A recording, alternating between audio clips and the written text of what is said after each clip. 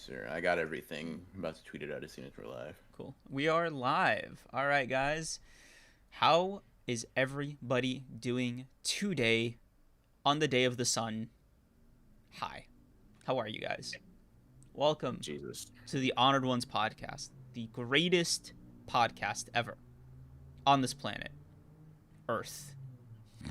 Yeah, no, I definitely think they could have gotten that from all of the other descriptors you used. What's up, guys? What is up? What is up? What is up?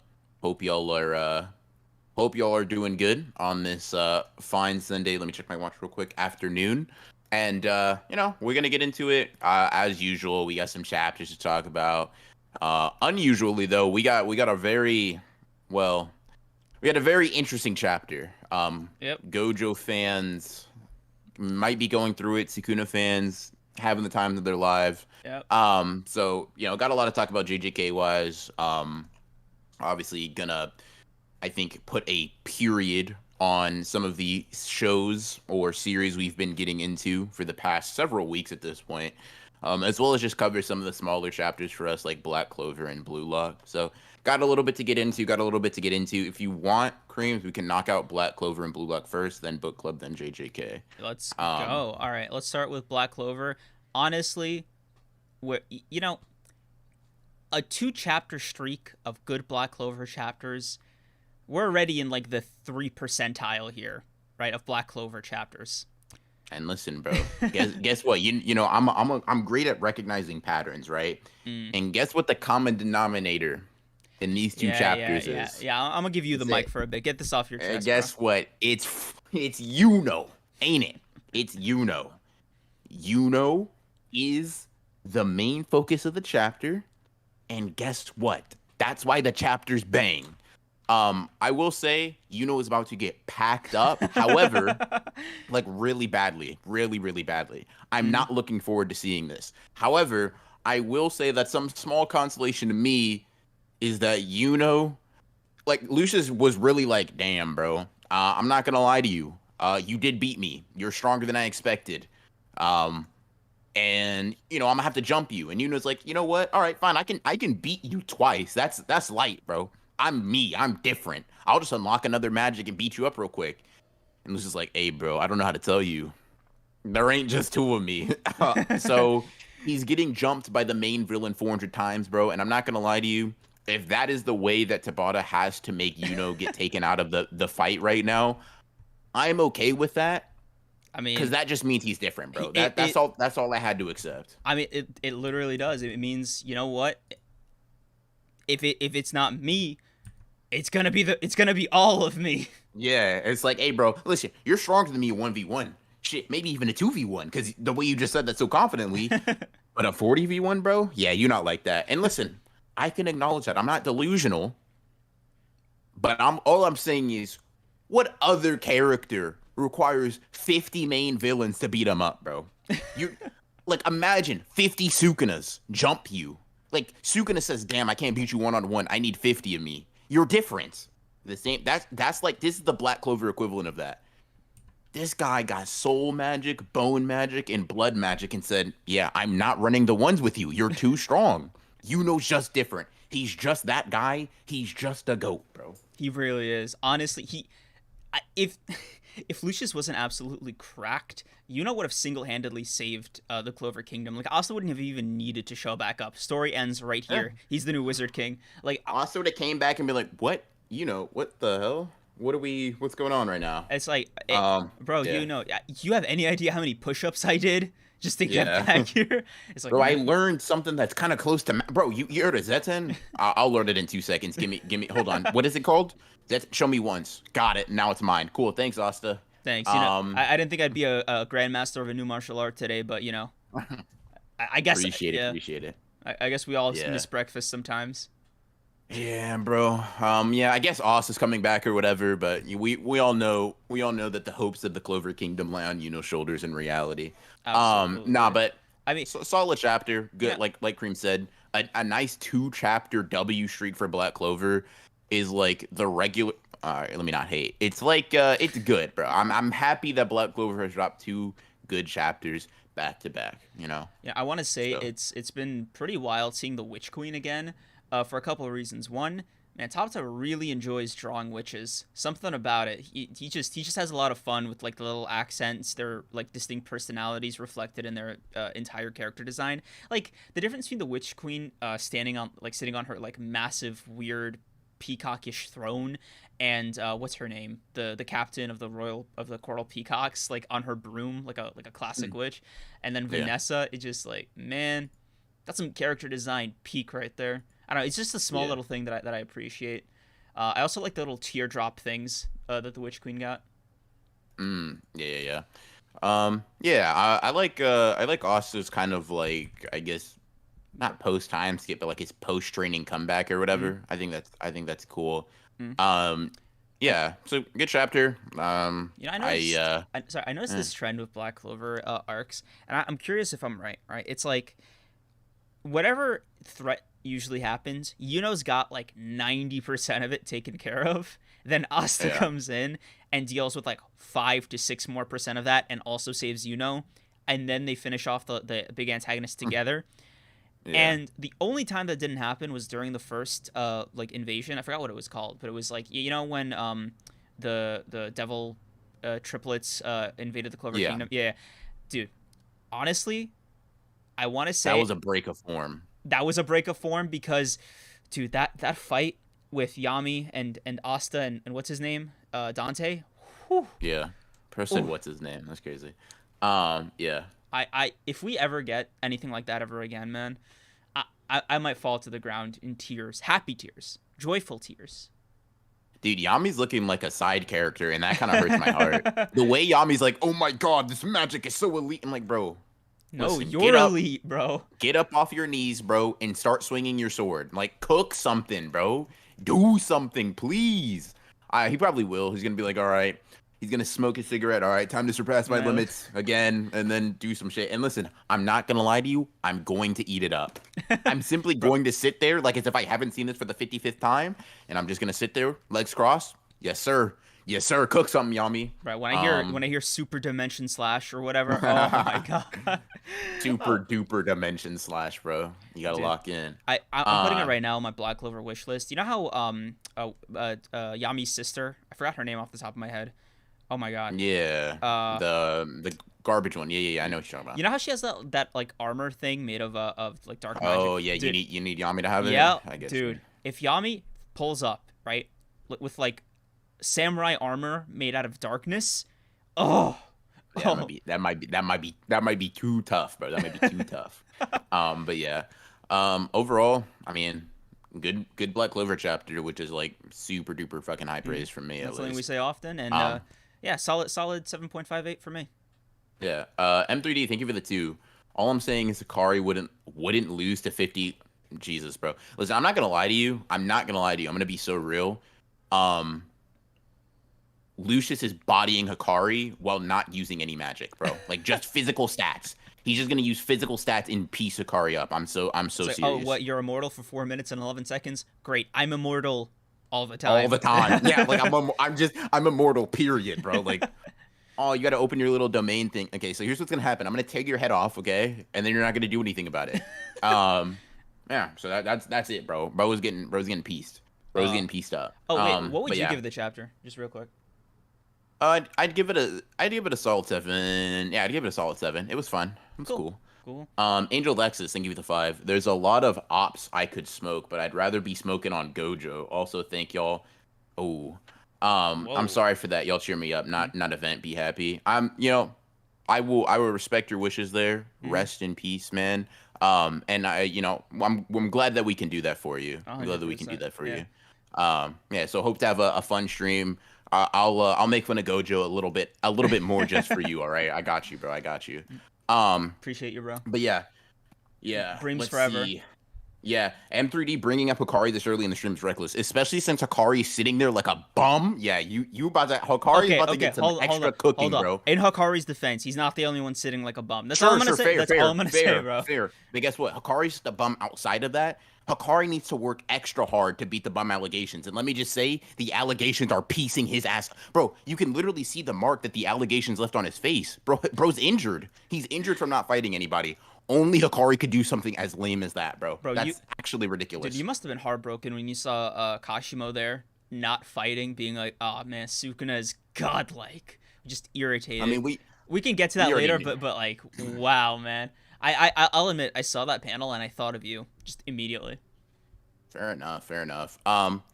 As long listen, bro. I'm glad. Just to quickly touch on it, I'm glad he's more angry than like fucking like scared. If he was scared, that would break me. But I can work with angry, bro. I can work with pissed off. I can't work with scared, bro. I can't work with fear. Fear would have.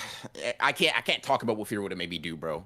It has to do with the bridge and me maybe flying. All right, I'll just leave it like that. But yeah. Anyways, Black Clover chapter solid. I guess to move on to Blue Lock. I mean, what can I say, bro? Peak, like we peak, bro. Peak Blue Lock chapter as always. I'm not gonna lie to you. This chapter won me over to Kaiser more than last chapter, and that's not at all like a discount of last chapter. I think that's peak too. But Kaiser, first of all, stopping the Dictating. Oh my glazing god. from Ness, bro. Yes, sir. Oh my god, dude. Let him know, bro. Dude, Ness he didn't even, he just dropped all pretense. I'm surprised he Bro wasn't like trying to pull literally down his dropped shorts. to his knees, bro. Bro He was dropped ready. to his knees and slid. I am disgusted. Disgusted, bro. Dude, they were about to get a red card. Like Bro. oh my god. Ness is a fucking Ooh, mess. bro. Kaiser like, listen, bro. Don't let Tessero hear me saying this, all right? Kaiser was cool as fuck this chapter, bro. Cooler, like it was cooler seeing him react like this, like be like, no, bro, I'm me, okay? That goal, garbage. That's not who I am, bro. I'm better than that. I create my own goals. I don't get scraps off of Isagi. And I was like, hey, bro, hold on. I'm sure you don't remember what you just did. Someone flipped you over and then you bicycle kicked it through someone's leg into the goal. Maybe you need to jog your memory a little bit because that was insane. Bro's just like, no, I'm different than that, which I respect. I really like that. And I like Isagi and kind of Kaiser going back and forth with their own monologues a little bit. I mean, peak, bro. I really don't know what else to say. This was really fun. Corona getting subbed off, sad because Corona is also one of my goats.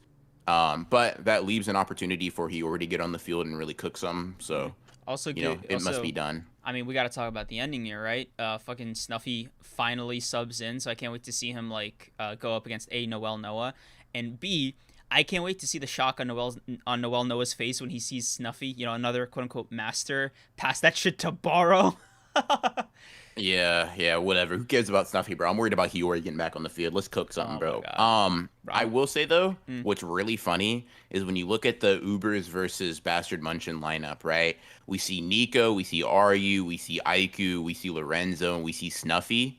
No Borrow, bro. Borrow ain't on the panel, and that shit Wait, was, what? I mean, he's Borrow's- on a different panel. I'm not saying that. I'm saying he wasn't on the double page spread showing the two teams going up against each other. I don't give a fuck about Borrow being. Of course, he's on the team. I know that. I'm saying in the spread where it's showing both of them going up against each other. True. I just thought it was hilarious that Raichi was on it, but Borrow was not, bro. That shit made my day.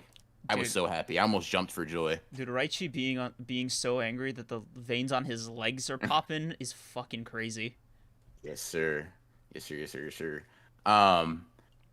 But yeah, bro, that I not even a very freaking big detail. I just thought that was hilarious. I was like, damn, bro, Borrow turned into a side character so quick. But yeah, bro, I just had like a really funny thought, just sort of related. So that spread with first of all, hold up, Snuffy is taller than Noel Noah. Just want to briefly touch on that. Insane, crazy thing to see, right? Just putting that there for a second. Number two, when this double spread gets printed, it's going to be split down the middle, like where the line is, and I think that's gonna be so fucking cool. That's gonna be so fucking cool. Yes. God, bro. I don't listen. 10 out of 10, bro. I don't know what to say. I have to give every Blue Lock chapter a 10 out of 10. It seems because this is chat between you and me, right? Ignore Kreams for a second. This is truly what peak week to week manga looks like. All right, you didn't hear that from me. You did not hear that from me. But this is what peak week to week manga looks like. But nah, this was I had fun with this chapter. Now that Tessero's here, I won't say anything good about Kaiser anymore. But Isagi was cool. Hiyori is cool. Or I'm assuming Hiyori's about to pop off, so I'm looking forward to that. I'm excited to see Snuffy in action, honestly. Because you're not giving him any love. This was cool for Kaiser. It made me like him more. I wasn't really moved by his goal. It's not even. You know what it is? I am dude. I'm just disinterested in Kaiser as like a rival for Isagi because okay, look, Baro's a rival for Isagi, right? Kaiser is a stepping stone. Okay. That's ignoring that, bro. Like, you're the biggest Isagi fan I know. What do you mean?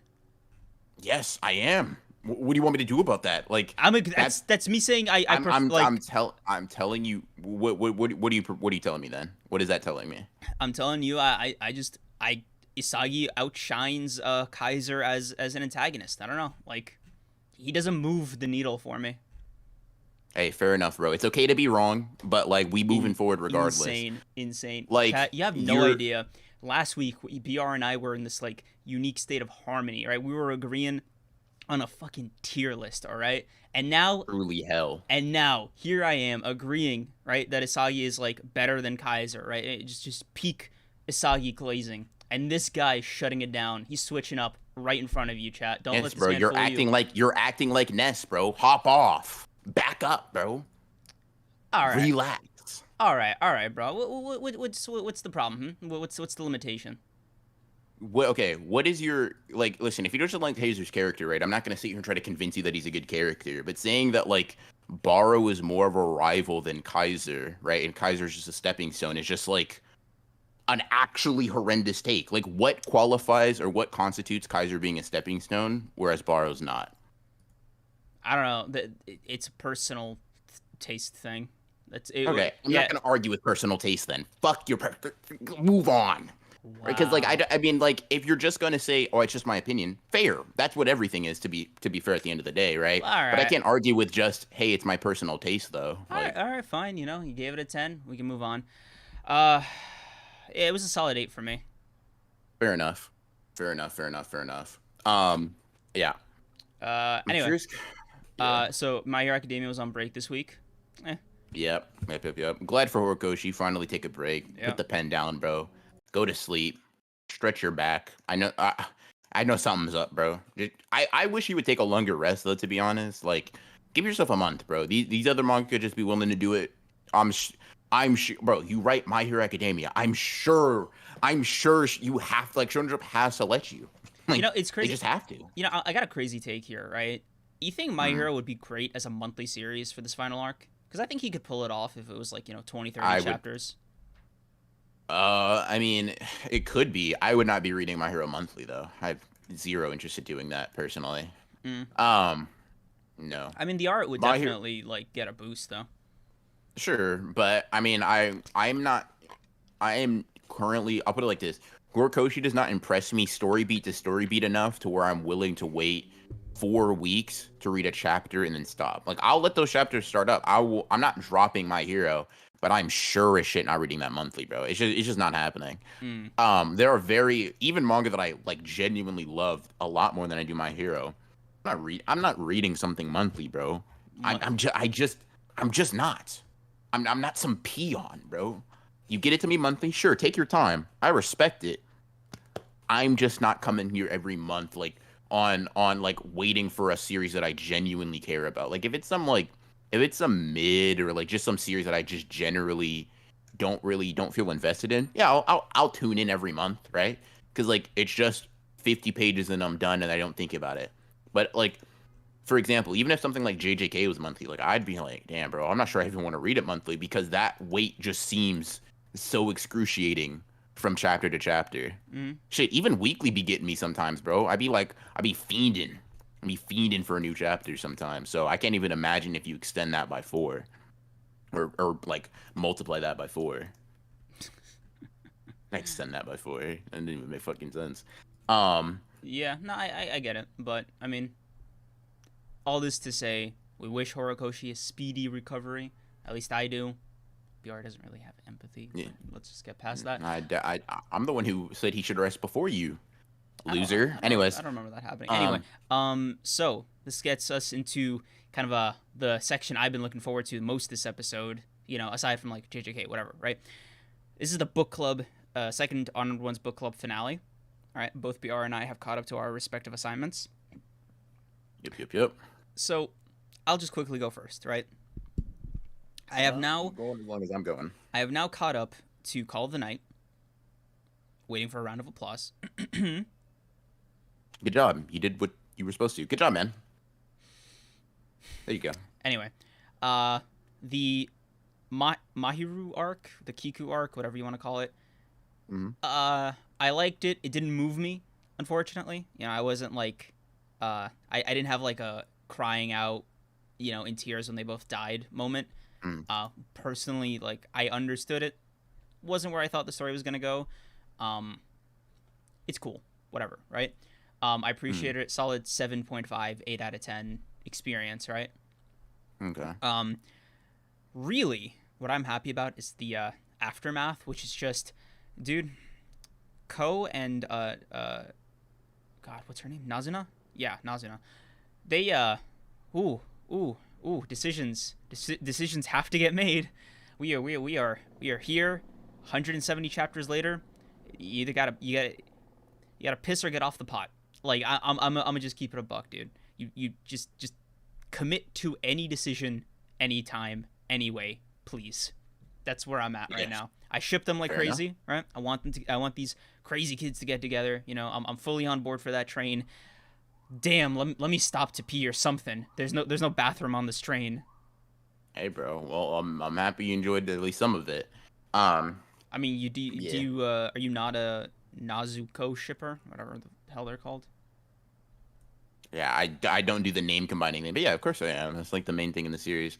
I mean I like, it's not that I'm not that. Yeah, no, like I'm definitely hype. I am definitely hype. I'm probably going to, now that it's kind of at this point, it's probably time for me to put this down, let a couple of weeks marinate, and then binge. That's kind of how I'm gonna be moving. Wait, are you not caught up? No, I am caught up. Oh, okay. But I'm saying I'm going to be putting it down from here for the next few weeks. Oh. I only stayed caught up just because I knew you were catching up this week, so I caught up. But that's sweet. That's fine. That's not a big deal. Bro. Not for any sweet reason. I didn't want you to spoil me. I didn't want you to say something, and I'm like, huh? I'm gonna choose to believe my thing. Anyway. Yeah, sure, man. So I overall enjoyed it. Characters won me over.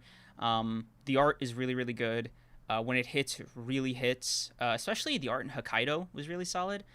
Nazuna's date with like called the Night Denji was really fun. You know, where she just she brother zoned him, which I thought was really funny. All the characters are fucking adorable. And I overall, I just fuck with the series. You know, I'm probably gonna be like you and let it build a little bit, because I'm gonna be honest, a week to week thing where she's like, where either of them is just like, oh, do you like Nazuna? Do you like Ko? And then maybe there's like a 2% progression in like the love story. It's cool. It's fun. On a binge weekly, I don't know if I can tolerate it. Yeah, I'm not doing it. As someone who's been in the romance, like, slice of life game for a while, there's one thing I won't do, and that's, I just have too much self-respect to read a romance manga on a week-to-week basis. I simply just care too much about myself as a human being to do that. But yeah, favorite character? Oh, favorite character? Honestly, Nazuna. Fair enough. Yeah. Fair enough. Ko's cool, but if I had to give like a mental top 3, top 4, it would be Nazuna, the detective lady. Oh God, what's her name? Oh, whatever. The detective lady. The God, what's I don't want to. What's the term to refer to them? You know, the one that has like a bunch of underlings under their belt, and like they're currently they just went to the apartment with the realtor. That vampire. I forgot their name. Yeah, what about her? I can't remember her name. Fuck me. Is that a Yeah, potential favorite for you though? yeah, number 3. Um, Okay. and I think number 4 is Ko. Okay. Fair enough. Fair enough. Um, Hatsuko, you talking about her? Um, Yes, yes. Thank okay. you. I was like, fucking, I was racking my brain. I was like, no, not you. Okay, cool. That's cool. That's dope. That's dope. That's dope. Um, nice. I'm glad you enjoyed it. What would you say your overall score is then out of 10? About an 8 out of 10. Um, Fair enough. Fair enough. all right. So big, big one of the day, huh? So, Yeah, we'll knock it out real quick. nope, not real quick. We're gonna take our time. Anyway, so BR here. Finished Breaking Bad. Let's go, guys. Yup. I've been waiting for this. I've been waiting for this for a couple I bet. episodes. You know, I bet. all right, bro. Hmm. How do you want to start this? You want to I start mean, you want to start from the I, ending? No. No, let's not rush. Let's take our time. Nice and slow, right? no, bro, we're not taking too long No, no, on no. this. Okay. I'm telling you So, that. number 1, you were on episode 5, sorry, season 5, episode 3, I think last week, when we were doing the tier list, right? And you said to me, Kreams, season 5 is okay so far, but I don't know, like it's not moving the needle for me, right? It's not shaking everything up. It's not approaching season 3 levels of quality, right? That's what you said. That being Okay. said, the rest of the season has this changed with the rest of the season? How are your feelings on it more broadly, and then we'll get into the nitty-gritty. It did change and then it changed back. So I think from episode 2, which is where we left off, Mm-hmm. last episode, all the way up into I think about like episode 13, it was like, okay, this is really good. Like I'm really fucking with where Breaking Bad's going. And I was like, yeah, this is about a season 3 level season in terms of like how much I like it. Mm-hmm. Really good. Um, you know, hated Walt's breakdown, but obviously that's the point. Jesse continuously getting gaslit and manipulated. Oh, hated to see it. All kinds of different shit, right? Mm-hmm. However, I gotta just call a spade a spade. I do not care for the last 2 episodes that much. Ooh, And that controversial. brought maybe I haven't seen any opinions on Breaking Bad, partially because I haven't put my own out there until now, but I just don't. Those last 2 episodes kind of soured my experience of season 5 to me. So like, if I had to give like it was like a roller coaster. It started, I was like, season 5 is cool. It's like regular Breaking Bad quality, but Mm-hmm. season 3 was different. And then I'm like, oh shit, it's reaching season 3 peaks, and it did reach a season 3 peak, at multiple points I think in the season. Mm-hmm. And then it kind of crashed back down, not too crazily, because like the last 2 episodes aren't horrible or anything. They're solid TV, but those I think that's probably like in the grand scheme of things, not just in season 5, but in Breaking Bad in general. I think those would probably be the episodes that I enjoyed the least. I really didn't care for. I don't know I didn't if care for. I don't know if enjoyment was necessarily the I mean, thing. that's Yeah. not that when I say enjoy, right? Because I Mm-hmm. say I like Breaking Bad loosely. Mm. When I don't really like have like a happy experience when I'm reading the manga, or not reading the manga, when I'm watching the series. What I'm in say enjoy, I mean like thought was good. Ah, okay. So like relative to everything else, it's one of the lower experiences for Breaking Bad in general. Um, and yeah, so like to answer your question briefly, it's just it went up, peaked at season 3 peaks, and it probably could have been above if I felt like it stuck the landing for me well. Um, but it was a So, little shaky there. what didn't you like? It feels like Walt Spec- does not get his comeuppance at all. Like it feels like a story. I'll put it like this, right? It feels like up until those last 2 episodes, the story's been saying Walt's a bad guy, Walt's a bad guy, Walt's a bad guy. Mm-hmm. Sooner or later, it's all gonna catch up to him. Sooner or later, he's gonna have like the consequences of his actions really hit, and then they don't really. Like he dies, sure, but like it doesn't. Like everything that Walt really wanted to accomplish gets accomplished, and that is like a very unsatisfying or like a very it feels like antithetical to the what the entire show has been saying up to this point personally. It's definitely an interesting take. Okay.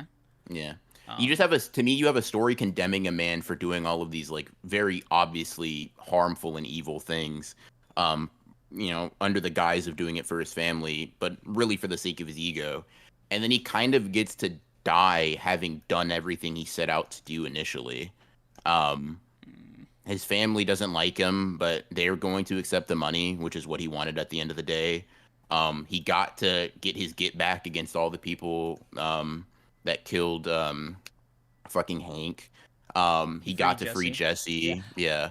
Uh, So like all of that stuff is just it just feels like to me death is not the ultimate consequence of Walt here. mm, And getting to accomplish a lot of the things that he really was like that was all he wanted by the end of the story, and letting him get that to me is like the ultimate sort of what's the word I'm looking for, contradiction to what I felt like the story was presenting up to that point. mm. Okay. Um, Yeah. I I disagree with you, but it's not a take that I'm necessarily like objecting to, because it's one of those like it's just your opinion, like how you perceive the story type things. Mhm. I can tell you if you're curious about my interpretation. We can talk about this later. You know, I actually don't want to like spend too much time on this one.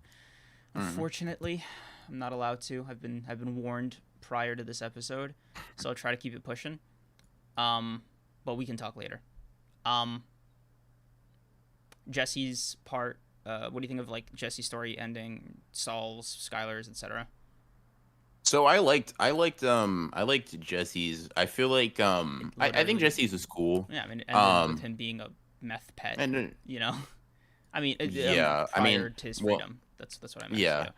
Yeah. It definitely felt like Jesse is someone that I felt like kind of got a lot of his just desserts. I think he got a little bit more, to be honest with you. I I I would say so. I would say so as well. I feel like that was part of what made, I guess, Walt a bit jarring. Because it felt like Jesse got the shorter end of the stick there. But I do think Jesse, like, to me, I feel like as someone who likes Jesse as a character, but also recognizes all of the really bad things he did. Hmm.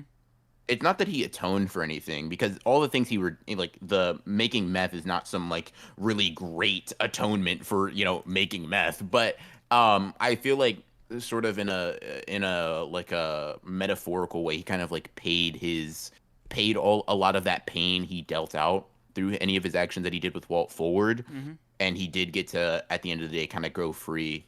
So that was cool. I did like that. Skylar, um life ruined, obviously, in I, a way that makes sense to me.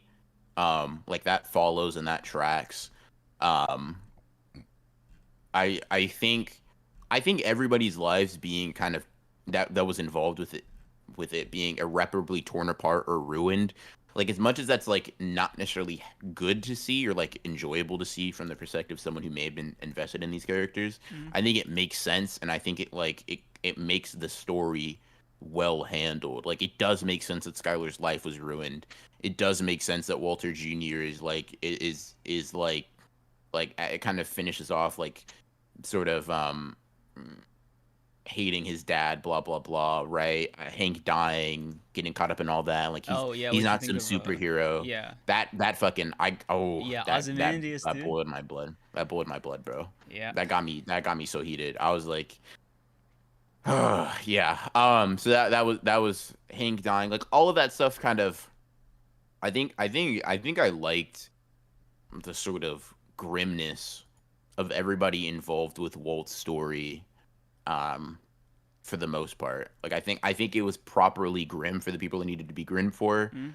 Um, and yeah, I like the ending for a lot of the sort of supporting cast in general. I will say that. Mm.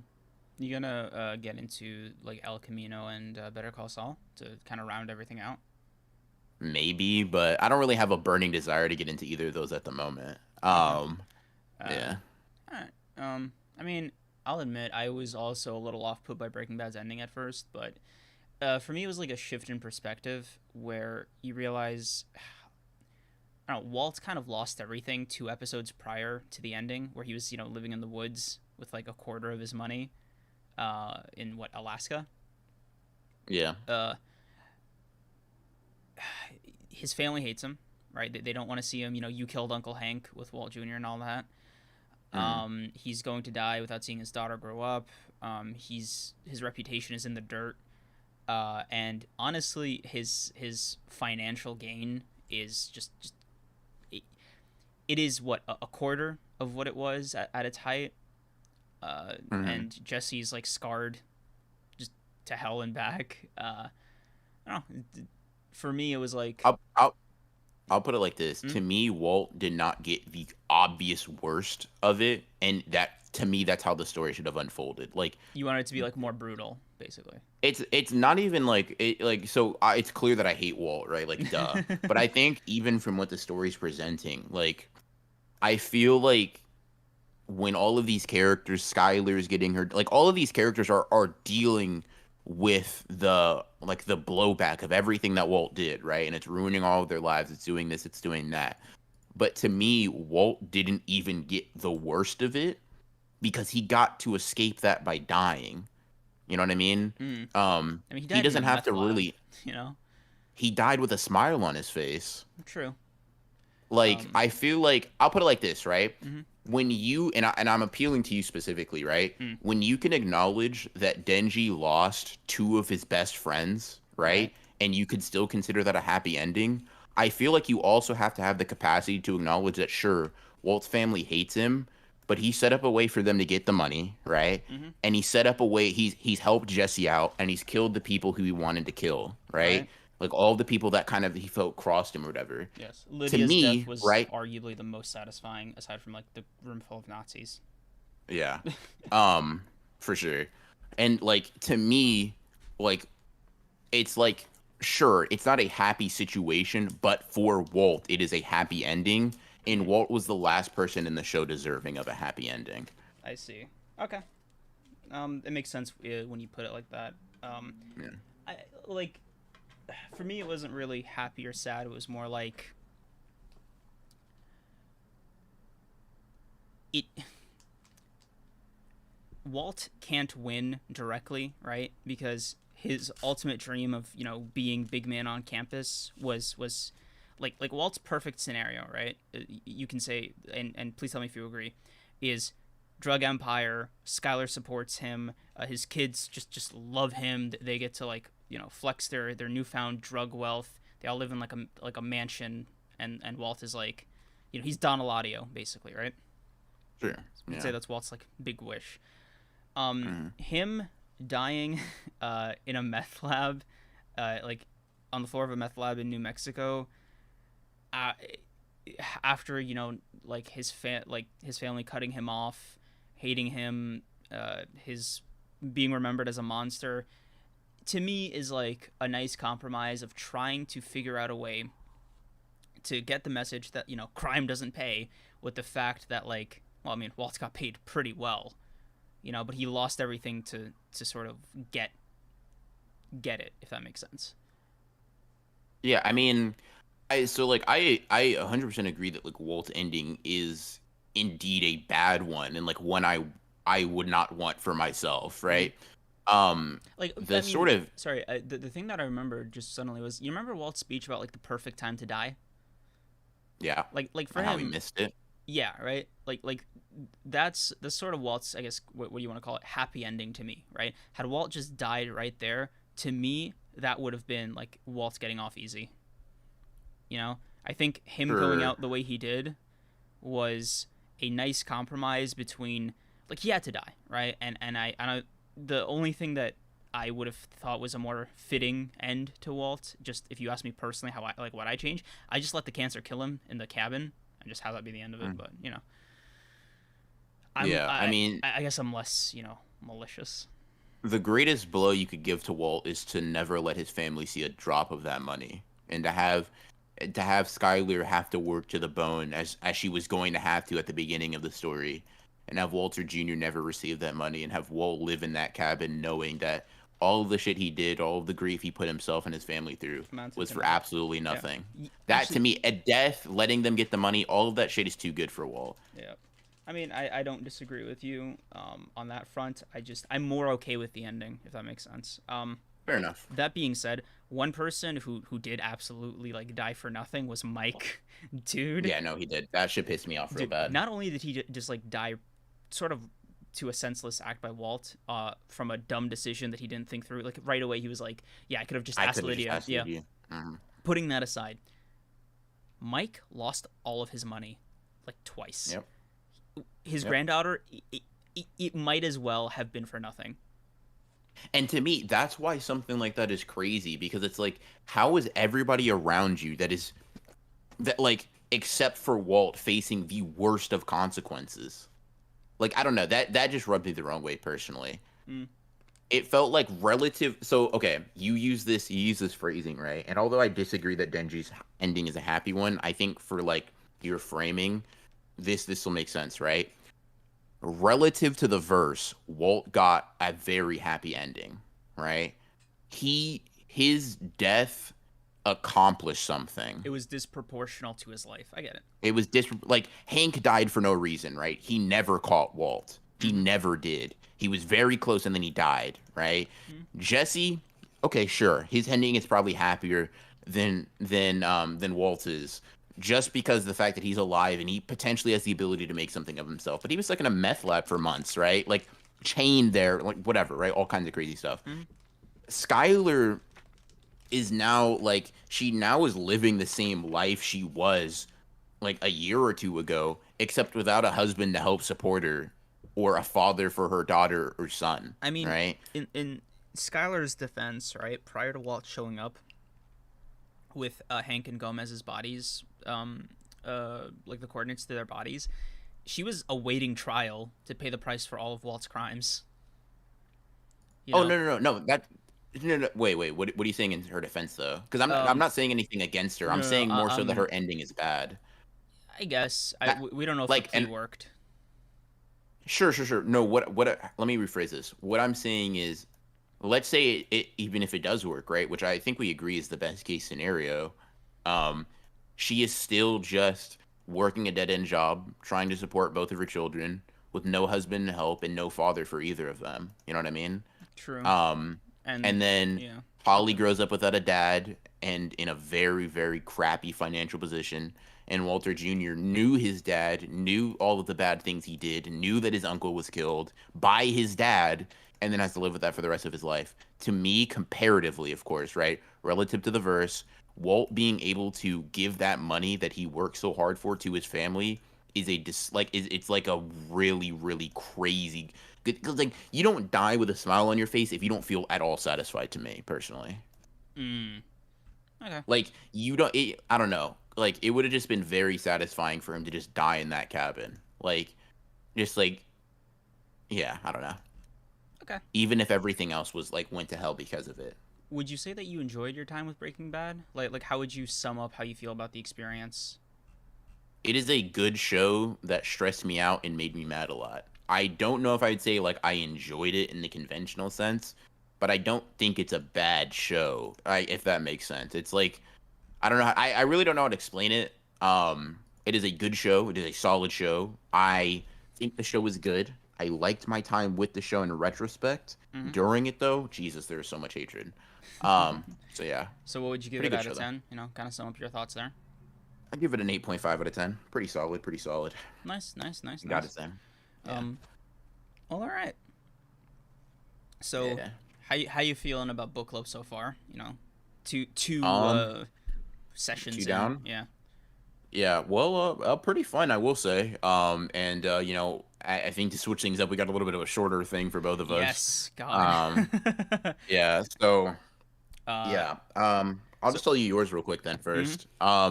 So for Kreams chat, since it's, you know, the season or whatever, I decided to give him Hell's Paradise. Let's You know, go. the anime is out. Short little 127 chapter read. I think he's already got the physicals for I it, do. so it all kind of just came together. Mhm. You know. Yeah. You know, even So yeah. I'm very excited about Hell's Paradise, man. I've been looking for an excuse to like eat away at some of the manga that I have in my physical like collection, and having the complete set of a manga that you have not started or finished yet, you know, it like beckons to you like a siren, you know. Yeah.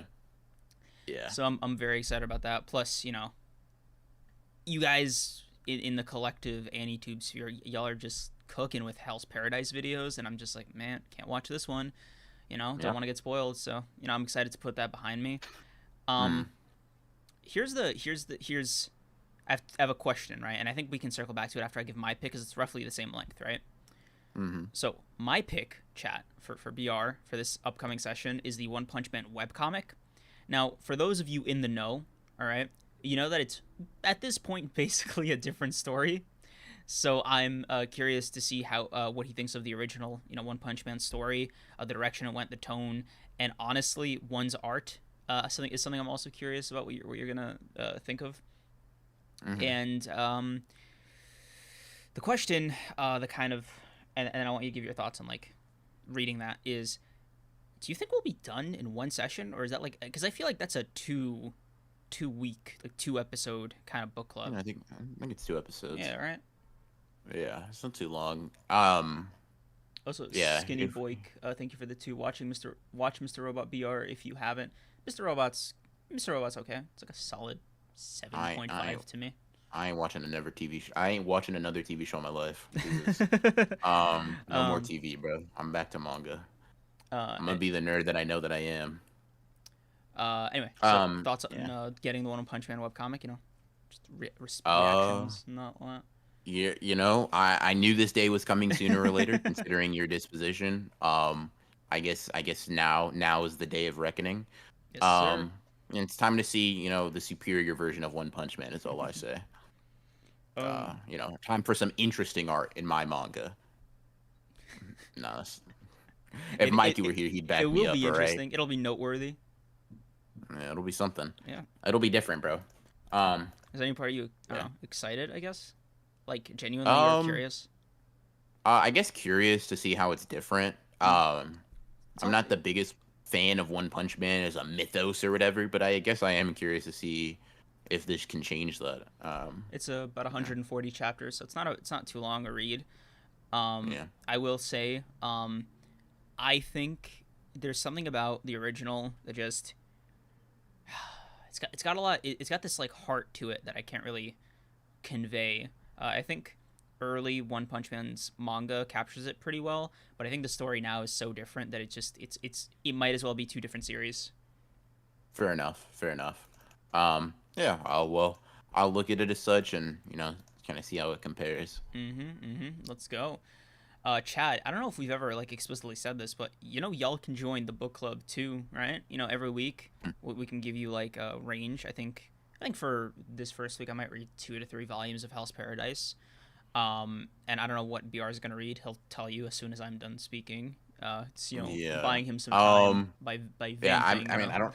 Let's see. What's 144 divided by 2? Any mathers in chat? Hold on, let me do the math. 144. I think. 72. There's 72 then. Yeah. Yeah, I'll probably like around like 60, 70 chapters basically. Yeah. That'll be the goal. So if y'all want to join us for that, feel free. Give us your thoughts. But you do have our blessing and more importantly our permission. So. Yep. You are allowed to read these manga, guys. So. Yeah. Go ahead and do it. But yeah, cool. Yeah, I think that's all for the book club this week in particular. Very fun. And it's even more fun. Jujutsu Kaisen. This bathroom break that I'm gonna go on. Let's go. That's crazy, bro. All right, try to send to badmouth Kreams for about 5 minutes. Let's go. Think of some shit to say that we can't say in front of him. All right. No, but yeah, you go ahead and do that. After that, we'll get into JJK. Not joining a book club session until Kreams reads Percy Jackson. Yeah, Kreams. That's one of the series that are unfortunately off limits. Because he has other, I guess, people vying for that, so he's got to wait or whatever. Yeah. That and unfortunately Naruto, or else I would have made him read it already. But outside of that, we can cook. I think soon, if not this next book club, then the one after that, we'll start putting it to a vote. One thing we're gonna do in like a month or so is like, I think we're gonna open up members for a lot of shit. And one of the things I think we want to do is like, ask you guys in chat on any given live stream once we finish a book club. Be like, all right, what are some series you want us to read? We'll put up a poll over there, and then you guys can vote on it. So you guys have a little bit input on what gets read and all that. Yeah. Kreams is actually a clown in the best way possible. Yes, sir. I disagree with you in the best way possible part, but yeah, the first part of your statement is definitely agreeable. Which Percy Jackson do we read though? Aren't there like 2 to 3 different versions? Um, yeah, I guess so. If you want a quick Percy Jackson reading list, um, first you want to go with Percy Jackson and the Olympians. So in this order: the Lightning Thief, the Sea of Monsters, the Titan's Curse, the Battle of the Labyrinth, and then the Last Olympian. That's what you want to read. That's 5, like 300 to 400 page books. So if you want to get those, read them. Come back next week and then ask for more reading orders. I got you. Yeah, like those are those are the first 5 books you should read. After that, you can kind of expand in a little bit more freedom, a little bit more freedom. But I'm always down to if you guys are interested in what the reading order should be. I know you said it's off limits, but I'm still saying Percy Jackson. No, I for 100%. I want him to read Percy Jackson too. I want him to be put on peak. But you guys know how Kreams is. He's stubborn sometimes. Should read Magnus Chase. You know what's funny? I've read the first 2. I don't think I read the third one, and I do need to read the third one and do my due diligence. So I probably just need to reread from the beginning to to get a running start against it or whatever. Yeah. Guys, chat. You want to read Monster for book club? Jesus, Liv, you've been pushing this monster agenda for a while. Put it down. Kingdom, listen, you can say Kingdom is underrated, bro. You can say Kingdom is underrated, but Kingdom is also like 700 chapters, bro. 700 chapters. I am tired of reading or just getting into series that long for book club, bro. If I'm gonna read some long shit, it's gotta be at my own pace. Cause ain't Kingdom, yeah, bro. I bet Kingdom's cool. I bet. Don't get me wrong. I bet it's not 600, 700 chapters. I was wrong. But yeah. I have Monster high on my reading list. You know what's funny? I'd be having series on my reading list on like a priority type shit, right? But then I'll just see a random manga pop up in somebody's tweet or like a TikTok, and I'll be like, okay, I'll knock that out real quick, ignoring the dozens of series I have on my planning to read for any list. It's a bad habit, bro. It's a real bad habit. I'm never going to get through that list just because I randomly pick some shit up, but it is what it is. It's gonna happen. I can't resist it. Yeah, what's up? What up? Yeah. Hi Nothing, guys. Kreams. Nothing at all. How we all doing? Damn, Um, everybody got quiet for a second, huh? yeah. All right, guys, it's Kreams. Back to our regularly scheduled program. All right. Wow. Wow, it's like that, huh? We can, we got to go back to hiding. Anyway, so JJK, huh? Yeah, JJK chapter. Very, very, big day for Gojo haters and a big day for Sukuna supporters. Supporting So Sukuna is hilarious, by the way. why is that? Something funny about it, did Gege have to pay every single person individually, do you think? Sukuna's a cool character. I don't know what you're talking about, bro. Oh man. Like, he's not my goat. In fact, if he were right in front of me right now, I'd beat him up. But that don't mean that Suka is not a cool character for real. Let's see. Sleeping Danger, thank you for the 14. Am I allowed to watch Percy Jackson instead of reading? You're not allowed to watch the movies instead of reading. If you do, I promise you this, I will genuinely consider you my arch nemesis and never speak to you again. Thank you. Bro, so but if you do want to, if you no, not my rival, my nemesis, one that I will handle swiftly as well. Not on some reverse flash shit, bro. You're gonna be some random villain of the week, all right? An actual villain of the week, bro. Anyways, but if it's the Disney Plus TV show that comes out in like a year or comes out in, I guess, several months now, yeah, I'll allow it, but not the movies. Y'all have been waiting on that one to drop for a minute now. Yes, sir. Anyway, so let's get into JJK chapter 225. Yeah. So yeah. So very good chapter. Well, very. It's an exciting chapter for me. It's Like it was complicated. fun. It was fun to read through. Very very like a dialogue exposition heavy. Which But I W, love that. yeah I am a fan. I am a fan of how Gege delivered it. Kind of like it's just fight commentary throughout Mm-hmm. this whole thing and people speculating. I did like that. I did like that. There are some issues I took with it, and obviously, I guess in a little bit we can kind of get to the elephant in the room of is Gojo dead? You know, blah blah blah blah blah. Yeah. But I guess to start off, Kreams, what did you think about what do you think about the chapter as a whole, and then how did you feel about like the exposition and like the sort of like analyzation of this fight from the perspective of our main characters? So right off rip, I just want to say I love more exposition-y chapters. I'm a fan of everything that like brings the story forward, and does it like in a fun way, right? I'm weird like that, right? Now, can I be honest for a second? No. Okay, I'm gonna lie then. Yeah, go ahead. I just want to say this this chapter had me going through a lot of emotions, just all in the span of what, 18 pages, 19 pages, where it was like really cool riveting dialogue about like the fight, these respective characters, the sources of this input, you know, like the Chosos, the Yutas, the Hakaris, hell, the Kashimos. Love that panel where he's like, oh yeah, Sukuna's godlike, right? A lot of cool Mm. stuff, a lot of minor revelations.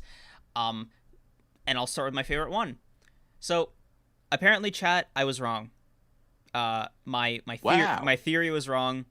Gege put it down Oh, did very you do the aggressively. thing? Yep. So Yeah, no, for sure. I had speculated Yuta had more cursed energy than Sukuna because he has more cursed energy than Gojo, and if Gojo and Sukuna are considered, you know, sort of equals in this regard, then I figured it was like a Absolutely not. transitive property Yeah. thing, right? Gege put his foot down and said, "Not only Yeah, are you no. wrong, He has more than double. double, yeah." Which Because is if he has more than double crazy. Yutas, he has significantly more than Then double Gojos. Which is crazy, right? Like that's a crazy number to just throw out there. Not even a number, just like a crazy thing to say. Like, okay, twice Gojo, I would have been like, oh, okay. Gojo's a little bit more efficient, but we'll see how like this transpires. Double than Yuta's? Are we for real? Bro. Like, Yes. Sukuna sitting pretty, bro. That's all I'm saying right now. And then Kashimo being like, yes, bro, listen, if Gojo didn't have the six eyes, he'd be cooked in terms of efficiency too. I'm like, Jesus. right? Um, Like, can we just talk about this for a second? Because I had to pick up my fucking jaw off the floor when I read these two panels. Like, okay, it's one thing, right, to just say that Sukuna has this much energy. It's another to say he is second to the six eyes in terms of efficiency using this energy, and it's an even like further thing to say that Kashimo's delivering the news. You know what I mean? yeah, because Kashimo is like pretty heavily implied to be like really good, like high level with curse energy manipulation. Seeing as how dead ass that is the only way he fights, Literally, right? yeah. Like he just no technique. Like he hasn't shown a technique, right? He's just like that guy's just really good at manipulating curse energy. So when he's like, oh my god, bro, he's just so good at this shit. I'm like, oh no, no, this isn't good. Um, Like, but I like that explanation being a long way of just saying, yeah, so curse energy is not the reason they're not opening domains, guys. Neither of these guys are struggling to open one, I promise you. Um, but like, yeah, like I at least hope and pray that Gojo is at least, you know, 8 times better at being efficient with his cursed energy than Sukuna is. What am I saying? I'm just coping. Oh my god. Oh bro, my god. I I have said 8 times better. I have like a headache. Dude. Um, What was your reaction yeah, to that? Right? Because like for me, it's this I like I just audibly said damn. I just said damn, and I just kept it pushing, bro. Because here's the thing, right? Here's the thing. I'm gonna explain to you what my thought process has always been please, about Gojo versus Sukuna, right? please. And how it's kind of tied in. I think Gojo versus Sukuna has to be a close battle, strictly due to the narrative, right? When you look at it from a narrative perspective, Right. and you look at what Gojo says, and you look at what Gege says, the narrative always implies, right, that they have to be relative, right? Even Gege hyping up this fight since chapter 2, right, implies that like as a writer, he wants to make these characters relative. He says that Gojo's supposed to be the power ceiling, Hmm? blah blah blah blah blah, right? Right. However, right, when I say just looking at what we've seen, I promise you, Sukuna has never I'll put it like this: post Shibuya, it's been real hard to feat wise and like statement wise of like in series shit. It's been real hard to say that Gojo's better. Obviously, that's not to say Gojo's losing to 15 finger Shibuya Sukuna, right? I'm not saying that. I still think, in spite of that, I still think the narrative is important enough to kind of gloss over a lot of the feats Gege has given to support Sukuna, right? But let me lay it out like this, right? Once again, I want to clarify, I'm not saying Gojo's getting packed up. I for one think it's absurd to think he's gonna get killed in this chapter, right? Right. But I want to say this, right? When you look at it, you remove the fact that the fight is supposed to be close, right? Okay. Just from a narrative standpoint, right? Because I'll say this, Yuki versus Kenjaku, at least in my opinion, was supposed to be close from a narrative standpoint, but we saw that one. Anyways, I had to throw that Yuki shit. I just had to, bro. That makes sense. But I'll put it like this, right? Okay, Sukuna has more curse energy, significantly more so, right? His manipulation is mentioned in the same sentence as Gojo's, which makes me think it's at least somewhat comparable. We've known his domain expansion was vastly superior for a long time. He has more techniques, right? A lot more. Even before absorbing Megumi, or like incarnating into him rather, Sukuna, we did not know all of Sukuna's abilities, right? So and then his physicals has always been implied to be very similar. And then like when you look at it from like statements of like, oh my god, he's a fucking calamity, blah blah blah. The narrator, not Sukuna himself, the narrator says he's the honored one. He was the strongest in the Heian era, which just purely feat wise, being the strongest in a stronger era is a better feat than being the strongest in a weaker era. It's just simple. It's simple math. All right. Gojo's a 6 in a world of 5s, and Sukuna was an 11 in a world of 10s. Like, that's how you would put it feat-wise, right? Right. So it's not really surprising when you look at it strictly from that Sukuna fucking is giving Gojo some trouble, right? Right. And I say trouble because I don't think Gojo's lost. I think this is a temporary fucking mishap. Yes. I think this is a misinput, right? Because the shit happened like 2 weeks ago, right? Sukuna misread the situation. Oh, fuck. I almost got hit with hollow purple all over my body, right? Came out with a disintegrated arm, blah, blah, blah. And then he was just cool next chapter, right? Personally, I wouldn't be able to tell you how, right? But Gojo's not going to die here, bro. Like, let's be real. Gege is not going to hype something up for 200 plus chapters and then have the fight end in 2. He's not doing that, bro. We'll knock on wood. He shouldn't do that. He's not, bro. I don't need to knock on wood. No, he's not. Look, bro. I'm not knocking on wood, bro, because that's absurd in this context. He's not. Okay, you understand, right? By omitting the knock, you're saying that like if he does this, like you gotta be ready to call fraud, bro. You gotta be first in line. To call him a fraud if he does it? Yep. Dude, duh. Like I'm not even like that's why I'm not entertaining it, right? Because even there is not a writer on the planet that has done professional work that I think would make that decision, right? And in spite of a lot of the flaws I think Gege has, I think he's a more competent writer than he is not, right? Obviously, I like him. I like JJK, right? So that's why I'm not knocking on wood, because it just isn't happening. Gojo may fall down. He may be losing the next chapter too. But listen, bro, it's not like we've never seen Gojo die, quote unquote, and then say, let me run that shit back. Bro. I'm not worried. Listen, I'm not worried yet, because if you know, I think Sukuna is gonna win, but this is not the thing that's going to beat Gojo. I just gotta be honest, bro. It's just not happening. It's like now listen, to me, it's not worth speculating about what's going to happen, but how it's going to happen, right? Because let's be real. I'm not gonna lie to you, for a split second, it would be funny. For a split second, for a microsecond, like it the would time be it takes hilarious. for Hakari to open up his domain. Literally that. For the smallest of instance, it would be hilarious, right? Because you have to. That would be so insane. But it's just not happening. Like, it just isn't. And I feel like most Sukuna fans, people that think Sukuna is gonna win, right? People that hope Sukuna is gonna win, know that shit just ain't going down like that, bro. It's just not happening. It's just not happening. And that's why, like, I've had a lot of fun watching this back and forth. But considering that, like, I'm kind of I'm sort of just resolute in the idea that like it's Gojo's obviously going to be alive, right? Now, I'll be the first to admit too. I have no idea how he's coming back because I'm gonna be real with you.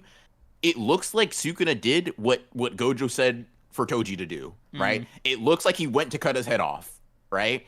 And you know, I'm not gonna get into like fucking arguing with somebody over whether or not his head is actually cut off or if it's just a cut to his throat. Like, I'm not doing that, bro. Listen, if you think his head is off, it's off. If you think it's not, whatever. Who cares, right?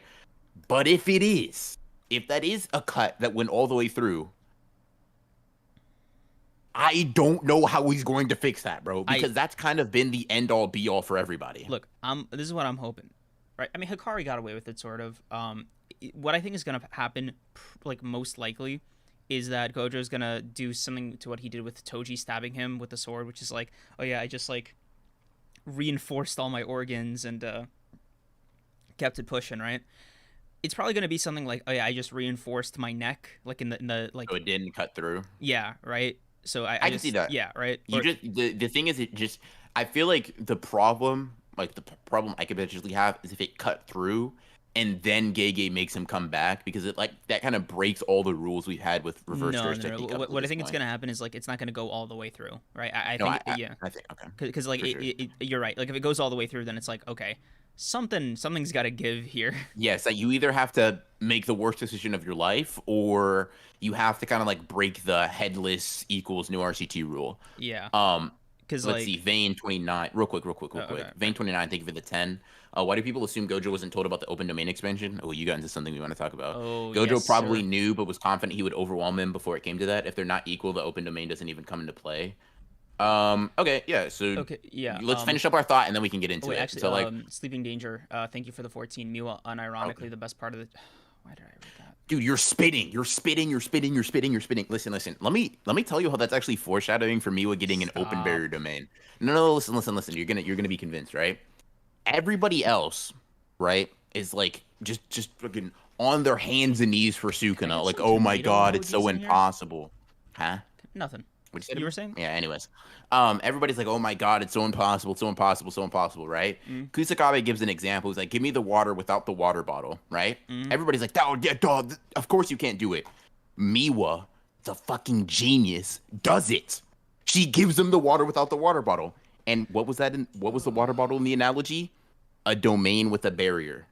So she's just going to make the domain no barrier. She's the only one that could conceptually come up with that because she's different. Like, Gege is really just giving us more foreshadowing for Miwa being an absolute go. And I'm so glad that Gege's finally decided to give us more, bro. I'm here for it. Anyway. Okay, bro. Vayne 29. So let's get into the open domain thing, right? Or like the Okay. BR and I were talking about this before the episode started, and I want to hear what you guys think in chat. So I was always under the impression that Gojo always half-assed his domains by using one hand and like no incantation to summon his domain. Although not nobody does the incantation, so that's a non-factor, right? But they always use two hands to like release a domain, right? To the point where blowing up one of Hakari's arms was a thing that like prevented him from doing his domain, right? Like that was an active part of the plan by Kashimo, right? It was a strategy. So for me, I always thought, oh yeah, Gojo's just taking it easy, right? To keep the fun alive, right? And that's why he's always done it with one hand. That being said, I always thought, Gojo's smart enough to know when the joke is over, right? Sukuna's not the guy that you use a one-handed domain with. He's a two-hander, right? So when I saw this guy cross one of his hands to open his domain in a domain clash against Sukuna, I had some questions. Now, BR, God bless him, said I was crazy, right? Yes. And I'm just curious what y'all think. Because it's always been two fucking hands, right? Like am I crazy, chat? You want to tell No, it hasn't actually. Higiruma uses just one hand when he makes his domain. He just slams the gavel down and then it opens. Maybe that's like a special exception. because it's not. It's a gavel. It's a domain, bro. Every domain. What you thinking? What? Wait. What do you mean it's a gavel? What does that got to do with anything? One-handed domain, bro. Beat that. Y'all are focused on the wrong part of what I said. Why? The whole thing is people don't open domains with one hand when they're serious, right? Mm-hmm. So I found an example where someone opens a one-handed domain. I was talking to chat, bro. With the attempt to kill somebody. Oh, what is chat talking about? The two-hander thing. Y'all are. Anyway, that was my reaction to it. I was. It was a revelation for me. I guess it wasn't for the rest of you. All right. I guess I'm the weirdo here. Fine. I'm willing to hold that. Right. Cool. Maybe it is two-handed, by the way. Who knows? Don't do this to me. And I say that because, I say this because, we see Yuta open a domain, right, where one hand is the only thing doing something special, but the other hand is, in a closed fist and kind of a combination with it. Mm-hmm. And if you look at the, the double-page spread, not the first one where they're doing the domains, but, when they're actually inside, we see that both of Gojo's hands are kind of, posed up, you know what I mean? So if you want to say that domains can be opened like that, sure. It just depends on if you think that's part of the sign or not. Maybe. I doubt it personally, but possible. Because I always thought, with the especially with the Utihime explanation, the whole addition thing, being a sorcerer's main practice, the more of the original technique's effectiveness that you can preserve while whittling away at all the unnecessary movements and stuff, the better you are as a sorcerer, right? So I thought, all right, Gojo uses two hands, right? That's got to at least be, twice the effectiveness of the domain, right? Mm-hmm. So what I'm hoping for, in my personal wish list for next chapter as a plausible explanation for how Gojo might be able to survive is in exchange for throttling myself by only letting myself use a one-handed domain, I get a do-over if I get if something. Motherfucker said a do-over. Let me try again. I mean, kind of if it's a headshot specifically, it could be a litany of conditions, right? So I'm just wondering if it's something like that. I'm okay, Gege, you kind of got me back in. I'm a little mad at you for something that I think you just can't get away with, which is the other thing I wanted to talk about before BR. I don't know. Do you have anything else to say about the domain? I was just gonna say, Chad is bringing up a good point where Dagon uses his stomach, and I don't think Hanami signs for their domain either. Her spirits are Jogo uses it, right? But he does, yeah. And so does Mahito. I mean, Jogo Mahito uses a bunch of hands. True, right? But he has those to use, if that makes sense. Mm-hmm. I'm just saying, I just think okay. So let's say you use the you need hands, right? I mean, Hanami and Dagon didn't. So and if they could do something, it's kind of like Gojo can do it too. You know what I mean? Mm-hmm. But yeah. Yeah.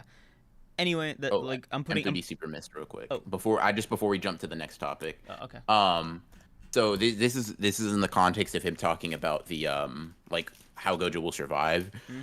You don't know this because it's obviously Demon Slayer, but he said he's gonna do what happened in that one Demon Slayer chapter. It goes all the way through, but Gojo was reattaching his neck as it was being cut off. Oh, that's kind of cool. That could be something. That seems like some Hakari type shit though. It seems like something Hakari. There's a lot of ways for Gege to get out of the specific one, right? It's 100%. The worst thing he could do is just say Gojo's is different, right? Honestly, it's the simplest thing, but it's also the least creative thing in my opinion, right? I'd hate that. I think if his head comes off and he says, "But Gojo is no, fuck you." Give me a real reason, bro. Give me something real. Say he was healing that shit as was happening, or say he protected himself from getting it all the way cut off. Right. I do not want no. Gojo's just a different guy. I will punch you in the face, Gege. Don't do that to me. But nah. See, I guess I kind of get your point. Yeah. So with all that being said, right, getting into something that did actively bother me. And I think it bothered a lot of people. I don't know if it bothered you, which is the whole Choso and Inumaki. Dude, goddamn, bro. They had what do you mean you don't know if it bothered me? A month of opportunities to tell Gojo this very big important detail about their two biggest ops, and they were just nah. Oh hey Choso, you got anything you want to say to me about what you learned about Kenjaku? No, I think I said everything. Okay, so I'm going to preface this statement with the possibility, all right? Okay. Technically speaking, we don't know if Gojo knew or not, right? because Gojo doesn't give his reaction, right? Okay. It is technically possible that Choso, Inumaki, or Yuji went to Gojo personally, right, and said, "Hey, Sukuna's domain has an open barrier." Okay. I will lay that out there, right? I will lay that out there as that is possible, right? Mm-hmm. So nobody tried to bite my head off when I follow this up with this, right? Okay. However, I think the reality of every character's reactions imply that Yuji, Choso, and Inumaki simply didn't tell them. And, well, we know for a fact he didn't tell them before because of the reactions. He wouldn't react like this as if it was the first time saying it if it wasn't the first time you've heard this, right? Mm. So for them, for Yuta, for Maki, for Hakari, for all these people here, right? They're all like, "What? No, that's impossible." Blah blah blah blah blah, right? Mm-hmm. So for them, they just didn't tell them for like 19 days. Crazy. Insane. Crazy. And it's crazy to the point where I have to give Gege some flack here because it's not just like a character like Choso. Inumaki, Say what you want about him, right? Yuji. Inumaki, Yuji. Say what you want about them. They are not like actually damn near brain dead. You know what I mean? They're not vegetables.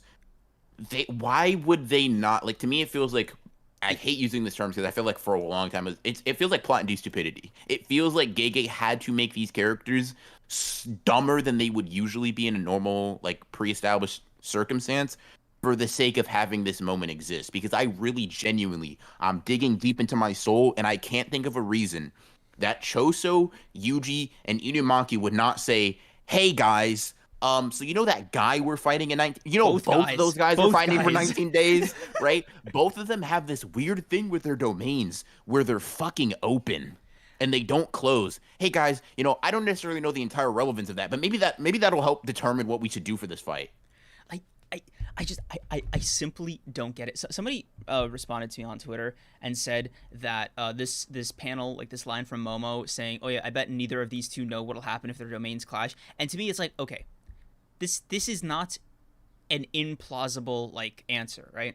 My only problem with it, and this is the thing that, like, just walk with me here, right? It would need to assume that only Gojo was privy to this information, right? They Choso, Inumaki, Yuji, whomever, told only Gojo this information, right? And Gojo took this information in, decided to not share it with anybody else, knowing full well that he's going to be dealing with Sukuna, and the rest of them are going to deal with Kenjaku, who could also do it, just putting that aside as well, right? And then being like, you know what? Let's try it out anyway. Well, let's see what happens. Yeah. I mean, I don't know.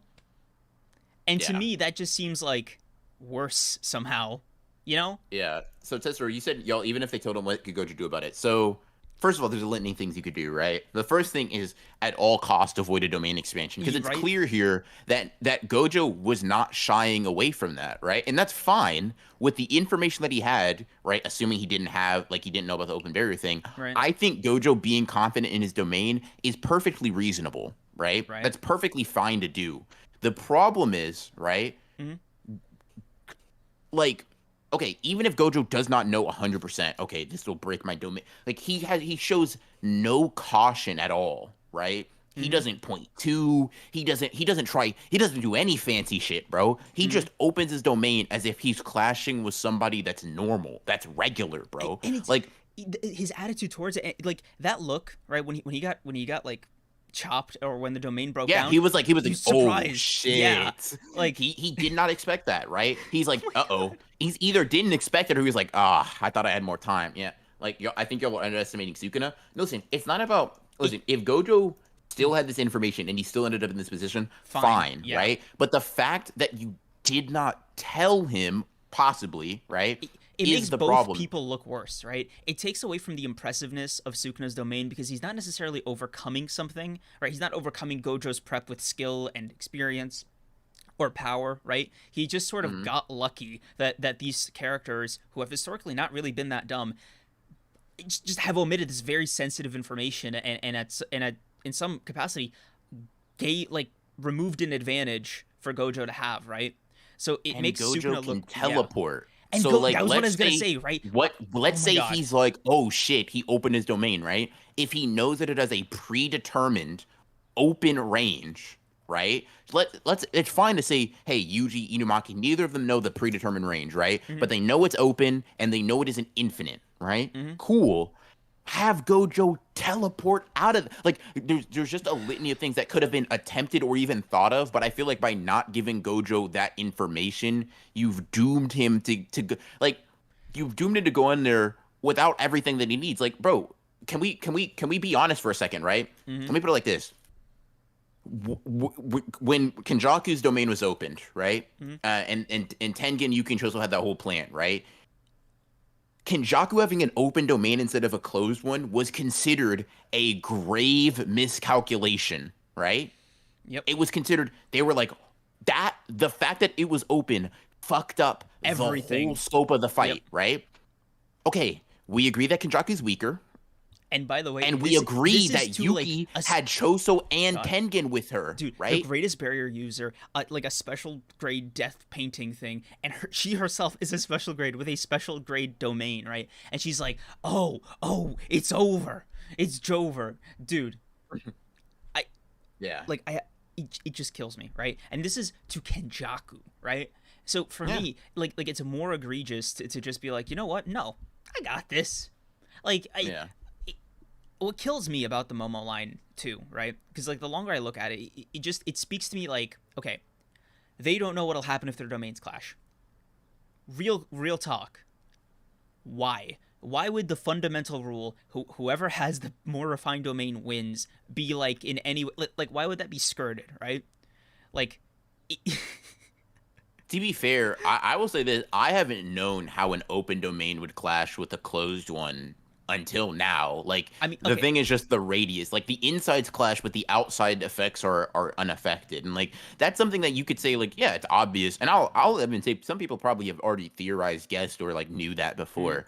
I won't pretend that it was like some automatic conclusion to come to, but I will say that like people are like, oh, it's all these what ifs. Like, sure, right? The thing is, right? Maybe Gojo knew. Sure, fine. We'll put that to the side. I won't even argue that anymore. I'll leave that to the side, right? Yuta, Maki, Hakari, and Kashimo are all characters that are the next up if Gojo gets packed, right? They are They the need next to know. strongest allies. That's something, that's information they need to know, because they don't know if Sukuna's going to lose, right? Yep. Gojo could very well die in this fight, and they need to know how to deal with Sukuna. Let's remove Gojo. Gojo knows and he didn't tell anybody for some reason. Sure, fine, whatever, right? Why the fuck is this information not shared amongst everybody? That's just useful. And it kills me because like they need to know more, because unlike Gojo, they don't have the luxury to just say, nah, I got this. No. No, not at all. You don't. You do not. You gotta study before the exam. You can't just show up and get an A. That's not you. And so none of these takes are helping Gojo win the fight. They just helping live longer. I'm pretty sure living longer is going to up his chances of winning. Yes. If I just had to guess, just a crazy theory, but I think surviving is a key first step in winning a fight. Crazy idea, crazy thought. But yeah, personally, that's just how I feel about it. Like, I'll put it like this too, right? I think Yuji has all the memories that Sukuna had in Shibuya, right? Because we kind of see him deal with that shit and get PTSD, right? If Yuji didn't tell Gojo this, do we think we told him about Maharaga? About how it adapts to shit? Do we where does it end? Where does it because this information is vital, right? Because Gojo clearly has some historical knowledge about the Zenin versus the Gojo clan, but he doesn't even know for sure what period is in. Yeah. He forgets, right? And he's just like, they killed each other, right? He's not specific. He doesn't give Megami direction. So like, imagine Gojo goes in, Sukuna puts a halo over his head.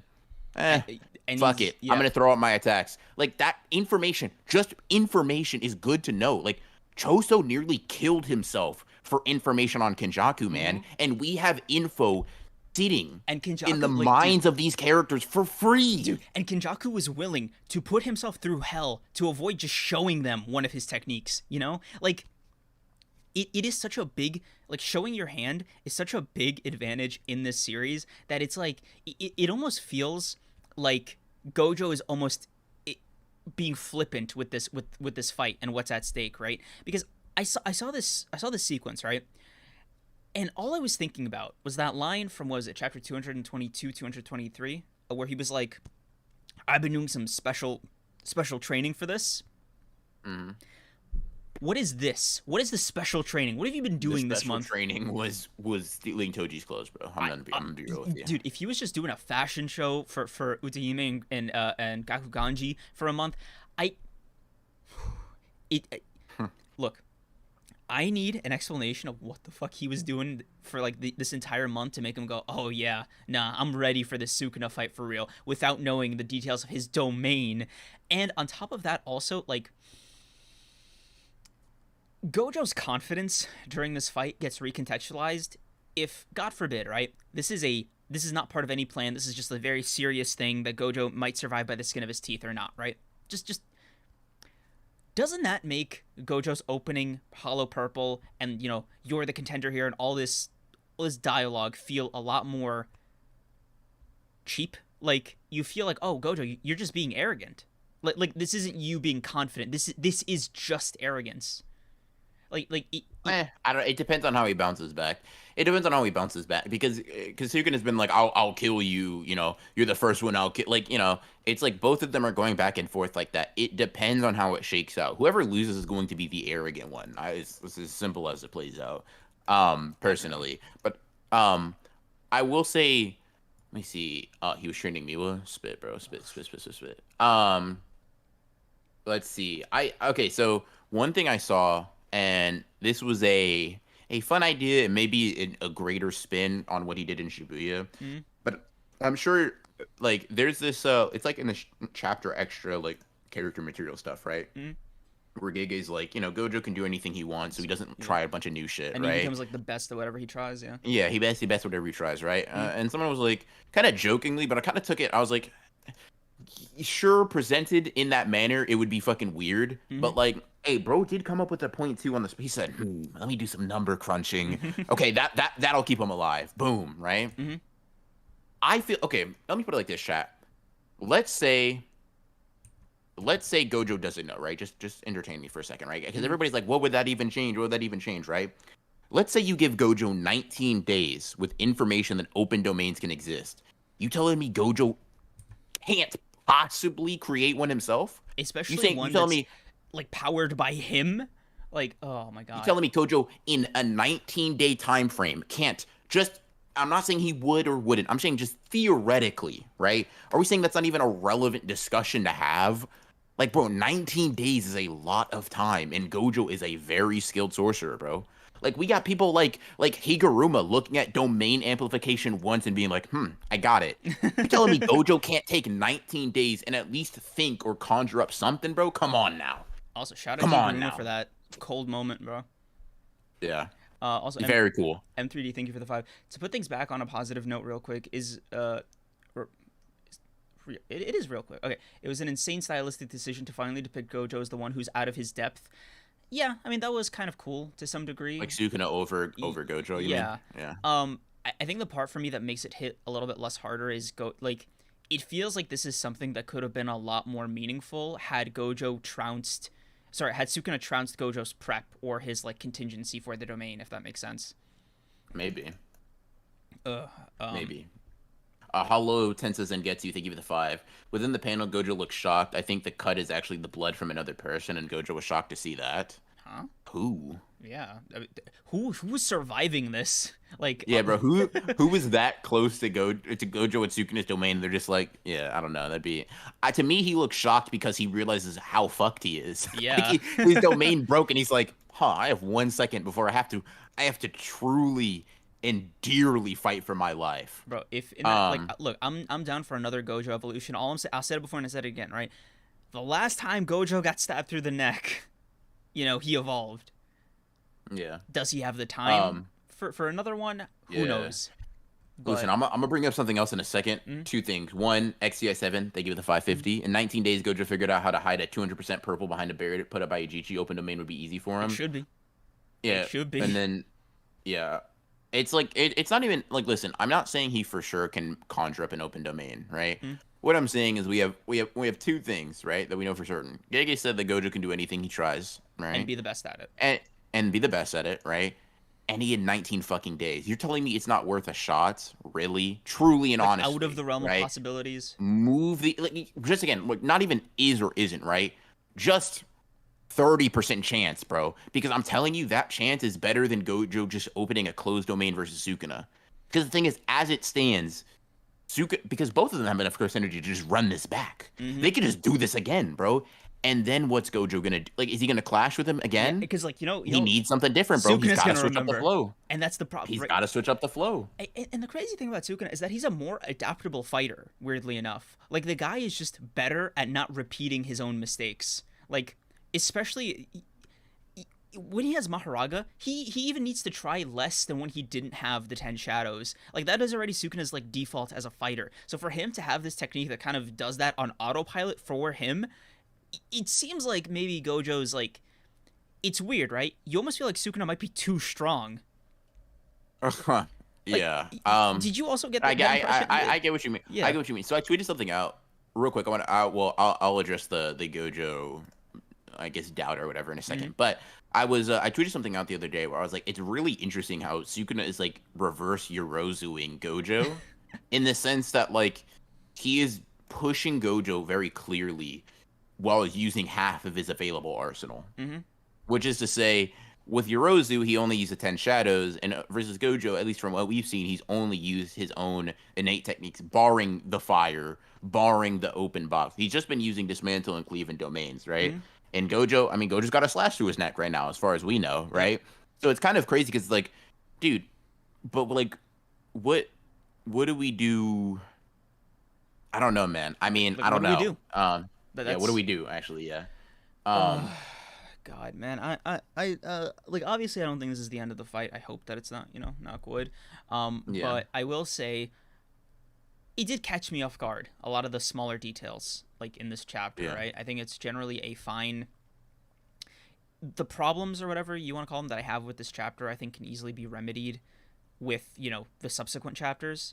Kind of the follow up here. If Gojo knew and he kept it to himself for some reason, sure, fine, whatever, right. cool. Or whatever, he figures out some way to evolve or like get rid of get around this, right? Whatever. So let's just put that aside and say, for now, like we are tentatively waiting for like the next chapter to see like what happens from here, right? What really gets to me, right, and not as a bad thing, it's just something I noticed that like it is a present feature of the chapter, but it's not something that's directly addressed. Everybody's all in one place watching this fight. What bothered me is that these motherfuckers are not ready to spring. They are not. You Gojo see it, dies, right? bro. Dude, these are not people waiting in the wings to like scrap with the king of curses. Up, bro. Yeah, dude, I need someone stanced up. They're literally sitting down and watching the game. Like listen, I get it. You need to analyze because you need to know all of Sukuna's abilities. Sure, fair, right? Right. The thing is, the problem is, right? Kenjaku made a pretty good point, right? Like the heavy hitters need to be there because. But everybody's immediately there. following Gojo versus Sukuna is the only time that current them, not saying they can't evolve and get stronger, right? But current them, the only chance that current them has against Sukuna is most likely being injured immediately after a domain, right? That is the most optimal situation, right? But if Gojo dies here, Yuta, Maki, Hakari need to be on it immediately. Because the thing is, the time it takes for a curse energy to replenish is literally seconds, bro. Literally. It's not very long. Like, when I say they need to be there, I mean, Yuta needs to have the ring. He needs to be ready to open a domain and bombard Sukuna. And Maki needs to be ready in there to slash some fucking souls, man. I don't know. Dude, I and the part that kills me is Kenjaku, right? Like fucking Kenjaku for a second. He even explicitly said before that, like as the chapter where the fight started. God, he was like, oh yeah, I'm gonna go like kill off the other Cullen Games players. But they're all that's there. That's you guys. What are you doing? And he was like, oh yeah, yeah. I can't. I don't think I'll be able to scrap with like all 3 of them. Great. Can you scrap with like all 20 of these people? Yeah. I pray that they're just not letting Kenjaku cook, bro. Dude, I pray they're not just letting him cook out there. Gege has this like habit. It's a fun habit where he like treats Kenjaku like half comedically. So if it's a case where Kenjaku's like ready to start hunting down like the Higurumas and the Kashimos, and he's like, all right, he's gonna be real mad when mad. he's like, "Fuck, bro, Dude, damn why? it." Why are all of you together? Yeah, why are you guys only? That doesn't even make sense, bro. That's strategically stupid. Yeah. Huh? Super Saiyan Blue, real quick. Super Saiyan 305. Thank you for the 5. Mm. If Gojo can't figure out how to gain a barrierless domain, is it possible for Gojo to expand the barrier to match Sukuna's domain range? Love you guys. That's also very possible. Appreciate you. Which is, thank you, by the way. Yeah. And that's also That's something that interesting, he could do with information. Possibly. Like, if coordinates can change, I don't see why barrier size can't, maybe. Yeah. Another It's thing he like could it's do- just all shit that should have been considered in the 19 days. Yep. This is something. This is one of the things he could have planned for. Like just throwing out an idea, like off the top of my head, right? He could just strengthen the outside of his barrier. Like just Could he though? I mean, To me, it seems like a binding vow thing of domains. Right. Like, because the inside is inescapable, the outside is very weak, is very fragile. I feel like if he has 19 days to sort of fix this problem, he can get away with like paying a lower penalty, if that makes sense. Maybe. I've always just assumed it to be a rule. Wasn't Sukuna's range increased because he has an open barrier?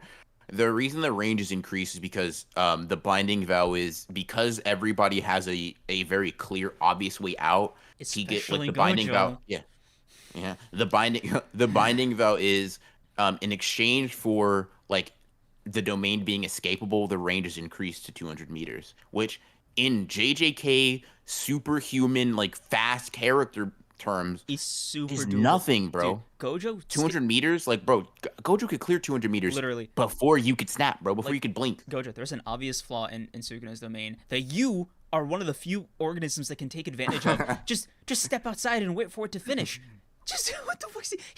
Okay, chat. Let me put it like this. Because this is just crazy. I remember this before, but I didn't think to bring it up. Right? This is why you need somebody. This is why you need everybody on the same page. Okay, let's say you put it like this, right? Gojo's done. I'm not saying he is, but let's say like Gojo unfortunately is the word I'm looking for, loses, right? Yuta, Maki, Hakari, Kashimo, they need to step up to the plate, right? Imagine Sukuna opens his domain again, right? Just imagine.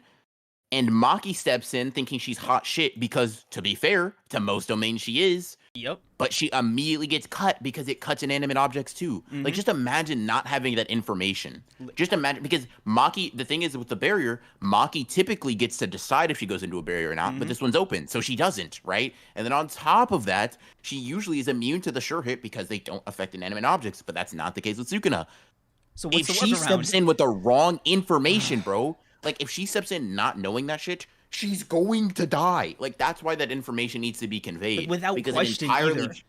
Because it entirely changes what strategy you're going into it with, bro. I feel like there was a way where this could have been done to like boost Sukuna without needing to like undermine Gojo as a combatant, if that makes sense, right? Because this is strategically dumb.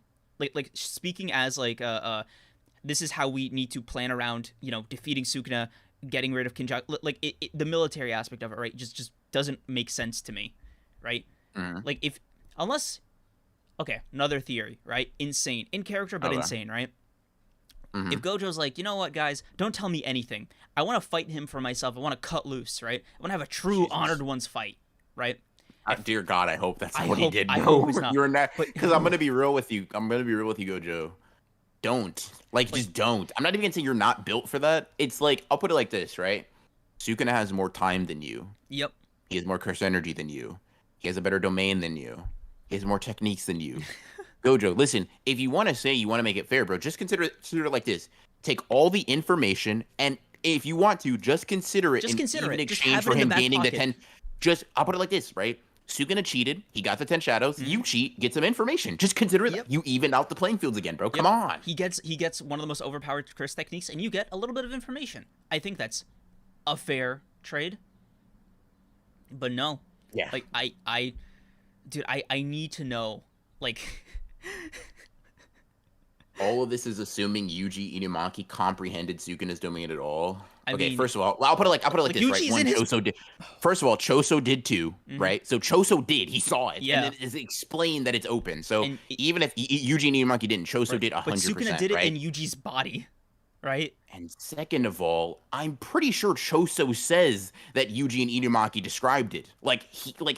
As in Yuji and Inumaki told Choso, one of the least relevant characters to this entire thing.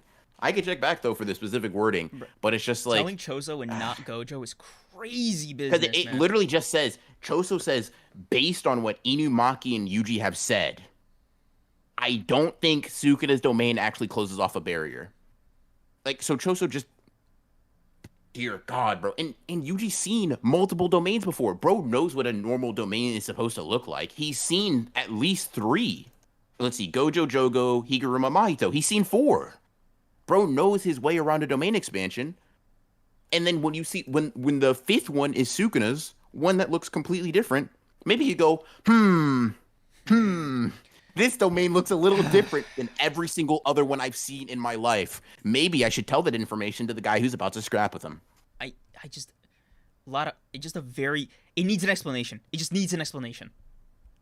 That's really the best way I can like hammer home like how I feel about that specific part. It's just, okay, I'll frame it like this. Bro. Why leave it out? Like, why not say it? I'll put it like that. Dude, like I said, it needs an explanation. Like it needs to be something that plausibly explains why in this 1 month period where they're all together and they get to prep for this fight, none of them were like, okay, let's figure out what we know. That is step 1. That is the first part of it. Like, huh? I do think Gojo will adapt, blah blah blah, right. like duh, but right? But it's just weird, crazy, yeah. Like, thing, man. One more criticism, not for Gojo, not for Yuji and Choso here. I need our heavy hitters to be more locked in, if I may, bro. Like to me, I'm gonna like listen.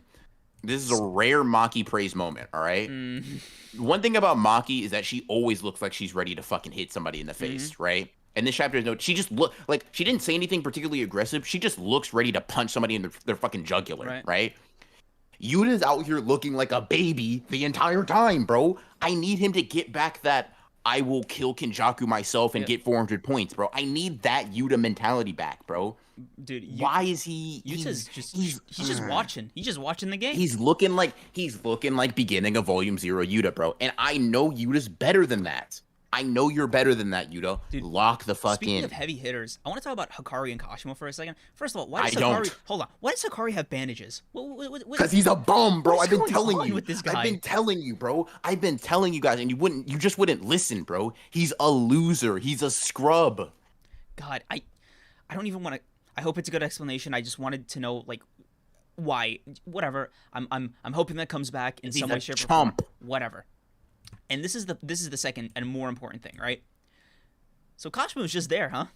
He's just there watching with him. I really wanted this motherfucker to just be in the city, just charging up, just like yes sir. I've been waiting, just rubbing his hands together, charging up that static, bro. Like, how the fuck did they convince him to do this? Huh? This is, dude, Kashimo's presence in this room is something I do need a flashback for. I'm just gonna say, like, he's here being annoyed and describing how much of a god Sukuna is. What happened? He waited 400 years. He reincarnated for this moment, and he just. Here's the thing that bothers me. Like, what if Gojo beat Sukuna though? Right? Like, for Kashimo, that has to be the worst case. Maybe the way he looks at it is. If Gojo could beat Sukuna, I take winner basically. Like, if Gojo could beat Sukuna, I don't want to fight Sukuna. He's a chump. Obviously not, but like, I want to fight the strongest guy because that's what he asked Kenjaku. He didn't ask to fight Sukuna by name. He asked to fight the strongest in history. Right. So maybe, you know what? I can think about it like that. I can't. Kashimo just. It's crazy because imagine Kashimo sitting there being like, it doesn't matter who wins, I got him. And then you just see all of this shit and you're like, I really don't got him, but I said I did, so I have to fight whoever wins, bro. And I'm upset. Right? It just, like, again, how did they convince this man to wait and watch? Like, okay, you're telling me, right? When the same guy that's like, turn up the music because this is a funeral for a living. You're telling that guy to wait and see. Yeah, that's crazy, bro. That's crazy. I'm telling you, bro. I love JJK truly. Mm-hmm. I will become the incarnate of hatred if Kashimo goes out there and puts up bum numbers. But what's unfortunate to me, what really like is starting to like the poison of doubt is starting to seep into my very soul, bro. Mm-hmm. I look at the shit they're doing and I look at how Kashimo was describing it, and I'm like, dude, don't do this to me. Gege, for real, for real, for real, for real, for real, for real. You do this to me, and there is going to be I don't know what I'm going to do. I don't know what I'm liable to do. Something's gotta give, bro. Hakari broke a binding vow. Gosh, money. Dude, listen, I'm not gonna lie to you. Between Kashimo fucking gargling and Hakari being injured in a room full of people that would not even punch him, I don't know who was more disappointing. Because, dude, Hakari's here sitting there with this dumbass look on his face. Domain amplification. I know it was just explained, but why did that negate Gojo's technique? Like, bro, he just said it. Get over it. Fix your face. It's also weird to me that like not a lot of these people knew about domain amplification.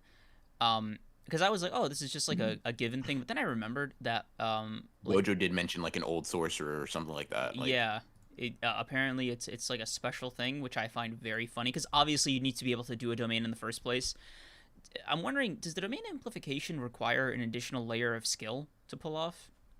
Yeah, well, Kusakabe can't do it, so yes. And I'll put it like this: Kenjaku considers Kusakabe someone with little know-how, right? Which obviously he's not saying, "Oh my God, you're the most skilled guy I've ever fought," right? But what he is saying is there's an implication of like you are obviously Capable. not just some riffraff, right? Yeah, you are capable, especially relative to what you are. Kusakabe said, "Of course I can't." Like the idea of him being able to do a domain amplification is like just utterly ridiculous, right? It is an absurd idea. It doesn't even merit discussion. Yeah, it's like, why the fuck are you talking? Like, domain amplification? Who do you think I am? Like, I don't use domain amplification. Domain amplification isn't a thing I got. I got simple domain. Guess what? Because it's simple. Like, it's the easy version, bro. That's what I got. But when you think about it, domain amplification is like kind of now. It depends on if it can be used this way. But it might be like kind of mad broken. Like, do you think it works on ranged techniques? So like if an attack is incoming from a distance and someone has domain amplification up. That's what Falling Blossom Emotion is for, isn't it? Because it just kills, Falling Blossom Emotion attacks it back. Yeah. But it achieves the same effect, right? As what you're saying. Yeah. So I think that's the answer to that. Yeah.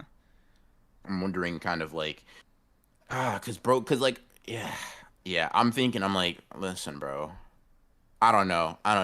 Sukuna sucks are obviously high. Gojo sucks. I feel like, listen, bro. Gojo sucks have taken a slight dip, but I honestly feel like you should hold on personally. You know what I mean? I'm holding on to mine, at least for now, right? Like, trust me, I'm someone who has publicly said I think Gojo has to lose a one-on-one for the sake of the narrative. Right. Like, no power scaling shit. Like, I just think Gojo cannot win alone. That goes against his ideals, right? Right. But saying he loses here is just crazy to me because like it's too short. The fight just started. I just think man, he would have a fight the length of Yuki's if he lost here. Yeah. And I shudder. I mean, there's also other stuff that I think just needs to happen. Like for the first and biggest, like the most obvious one is just use Megami's techniques, and Maharaga especially. I think for me that's like the biggest one on my bucket list before I can say this fight is like it's achieved enough where I'm okay with it ending.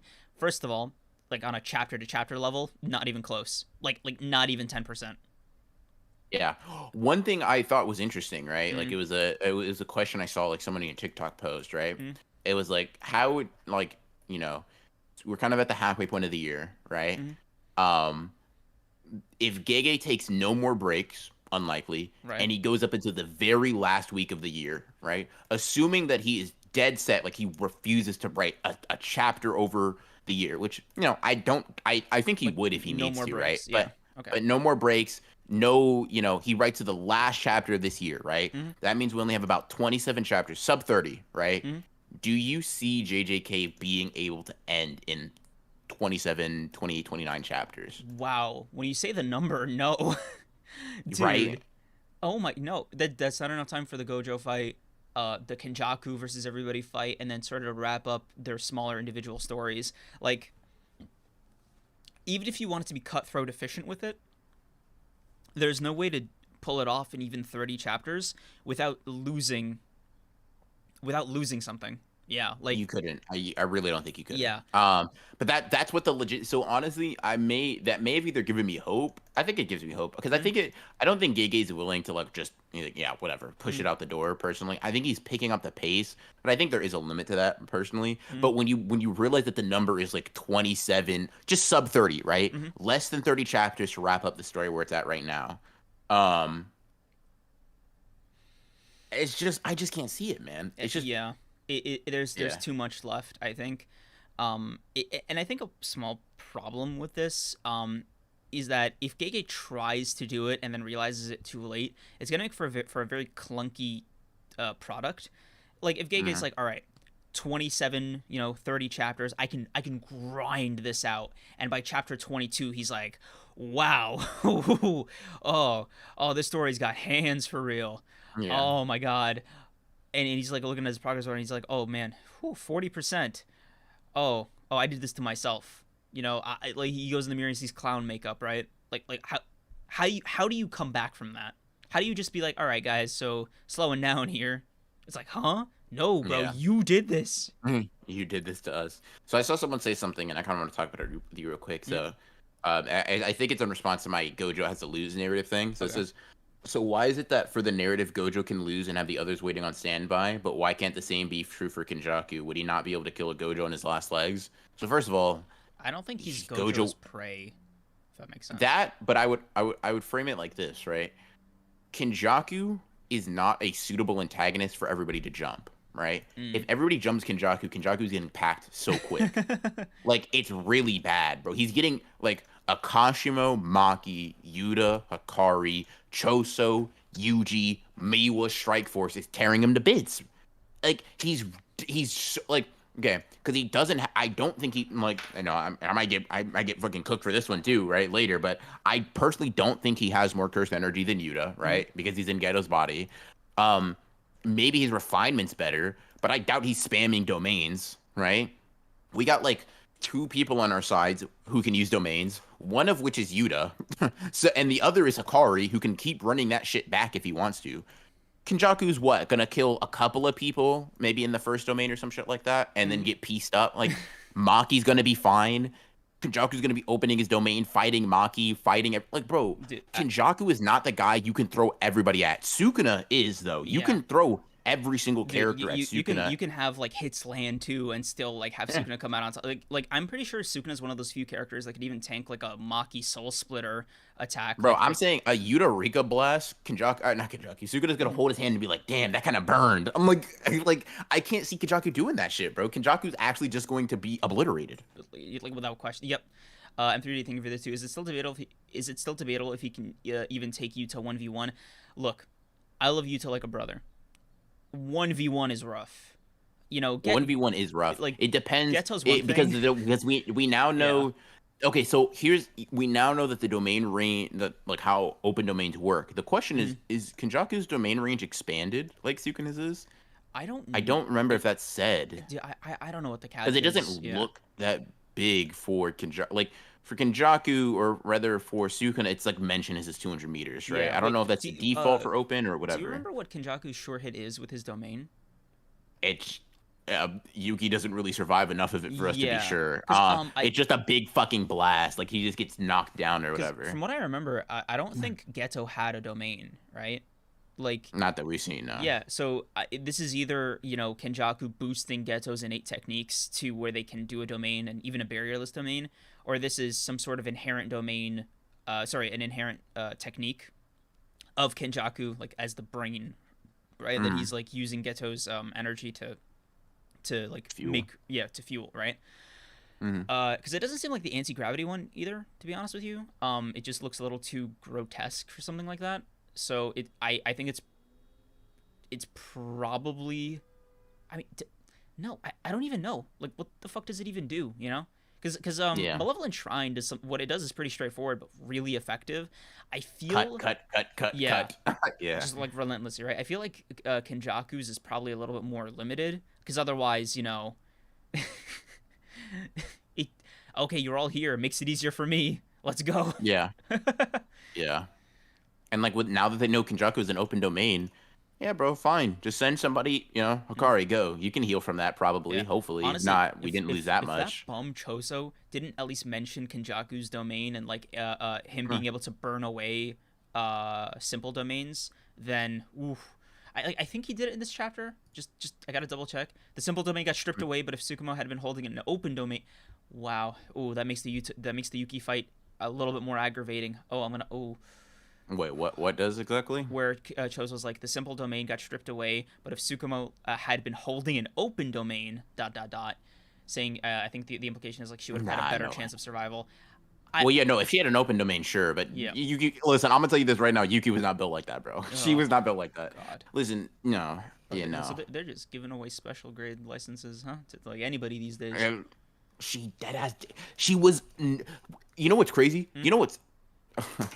Maybe I should have seen this coming, bro. Hmm. Because Geto calls her a bum in hidden inventory, a bum special grade, bro. Maybe I should have seen that as foreshadowing for Yuki not being shit.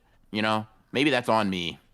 Because Geto's like, Yuki's like, you know who I am, right? And he's like, you're the no good special grade who just bums around overseas, right? I should have known then, bro. I should have known. But Wait, it's chat like, is saying it's gravity. Like that's not. No, where is that even said? And also, the innate technique is anti-gravity, right? He's not using like a reverse domain technique. no, Like, yeah, okay, get what you mean. Yeah, yeah. yeah, yeah. Maybe, but like the reason they're saying it is just because she gets crushed down under. Like that's the idea is like when she gets hit, the ground beneath her blows up too. Mhm. So I get why people are saying that. Like it does resemble gravity in that sense, but for sure, yeah. I guess. Y- Yeah. Okay. Let me see what else is going on in this chapter. Shout out Higiruma for being cool as fuck. Honestly, yeah. Double shout out. That was Bro awesome. Actually, really looked at dude. domain amplification and said, I Mhm. think you know what, I realized he's just a master with barriers Mhm. because he deadass just was like, He huh, reversed damn, engineered yeah. it like by He's himself. like, oh, he's like, I have a curse technique. Let me see. Like nobody told him a domain expansion was a thing. Bro was just like, if I just, oh shit, okay, domain expansion, and then he looked at domain amplification and said, Dude, I I get it, shudder, I get it. bro. I shudder at like Higuruma getting some Gojo training, like Megami and Oh, Yuji. God. yeah, bro. Yeah, that'd be wild. That'd be wild. The only drawback is that his like outside domain technique is kind of lame in Hmm. terms of like just growing and like making the Hmm. gavel appear or whatever. Hmm. But like to be honest, he's very very skilled otherwise. Yeah.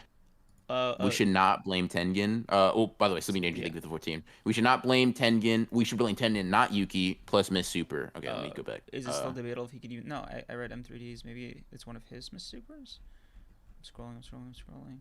Sleeping Danger. Nice to see Yuji upgraded to it. Oh, sorry, Sleeping Danger. Thank you for the 35. Nice to see Yuji upgraded his friend Nobara out of Hana, out for Hana. Megami out for Choso. New trio is here. I've been seeing a dude, lot. that's that garbage trio. Garbage trio, garbage trio, I mean, garbage trio. I mean, honestly, if you ask me, the real trio is Yuta, Yuji, and like Maki.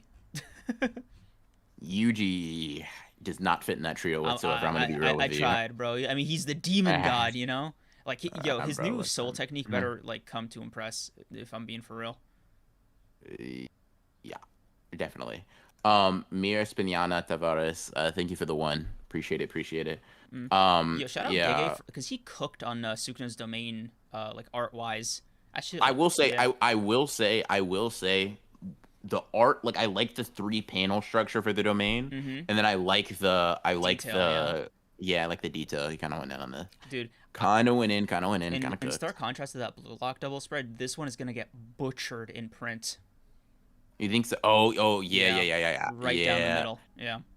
Yeah. Ooh, both are. The domain expansion, like the 3. Yeah, Sukuna's Because face that's is not gonna gonna be, be visible. yeah, that's gonna be that kind of sucks. Yeah. Well, maybe. Well, for the second one where they're in the domain, you might get split like with Sukuna in his domain on the right and Gojo in his domain on the left. I That hope. may be how it's split. I hope so. I hope they do like zoom it out a little bit. I will say I also like the shattering effect of Malevolent Shrine in the second to last page.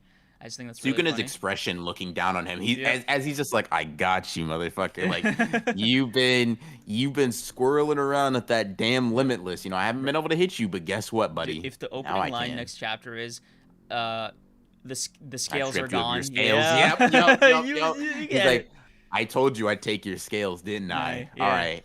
Next is Oh, Jesus. next it's time to Imagine take he off the brings out a skin. ramen. He's like, all right, you're done for. Yeah. It's He's like, like, ooh, freeze him up, store him for later. I'm going to have a good lunch. Yeah. dude. Uh, oh, you mentioned. I saw your tweet where you were like, "Oh yeah, Sukuna's standing on top of the temple." I wonder if that's hmm something. Um, I'm curious if you can expand on that because I remember you were getting some back and forths. I'm curious if like you want to just give out the full thought here quickly. Yeah. So, like, the question was one person was like, it's not that deep, like, in all caps. I thought this shit was funny because I was like, who said it was, bro? But I was just basically wondering, right, why Sukuna was on top of his domain this time. Because if you've noticed, every other example, he's in front of his shrine, Mm-hmm. right? And it wasn't like something that I thought was like an inconsistency or whatever, but it was just different from the norm. So I Mm-hmm. was like, I'm curious why. But one of my mutuals on Twitter was just basically like, it may have been the fact that one, we've never seen like where Sukuna's positioned in a clash before Mm-hmm. because he's never clashed with anybody else. So this could be setting a new precedent for what a clash for Sukuna looks like. But the second thing is Sukuna was already stanced on a bridge above Gojo. So if the Mm, domain just formed from the ground up, it would make sense that Sukuna was standing on a shrine, as opposed to like in other circumstances, the shrine appears behind him because he's already like ground level. So it wasn't uh, anything too crazy. Obviously, like the thing a lot of people said too was like, oh, it's like to represent Sukuna's above him. I'm like, no, I get that. Like, I understand that part. mm, I understand the symbolism and shit, right? That's not the problem. I was wondering if there was like an inverse logistics reason as to that. Like, I know, yeah, Sukuna's looking down on Gojo. Gojo has to look up to Sukuna. Blah blah blah. Yeah, I get the stylistic choice. I get the metaphor. I was with my question. I was wondering not what the like the reason for us, like the reason for Gege making it that way, but like why is Sukuna the character, the person within the story there? That was what I mm, was wondering. I see. Yeah. Yeah, it is an interesting question, and I think it's one that is worth asking. Um, if for no other reason than if it's okay, assuming it's not just visual metaphor and it could be something else, like he gets a boost from being on the roof or something, then hmm I think that makes for a very funny like lore thing. Yeah. Um, I only stand on my shrine when I'm being serious. yeah. Yeah. This is like a 20% increase on my power. This is Yeah. one of the most important Oh binding no, no, he's vows. like, this is a 200% domain. You remember that purple you shot at me, bum? Yeah, I got Dude, something for you.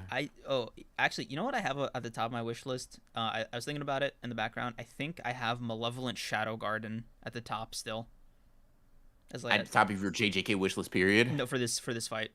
Oh, okay. Dude, I don't want that for Gojo, man, and I don't want that for I want to Megumi. I see it, want bro. no, bro. I want fucking Shadow Guard. No, bro. I know everybody else has given up. I understand. I am one of the few who still believes Megumi's coming back, and I understand I'm standing alone on that. But I will be resolute. And I do want Megumi to do some shit, bro.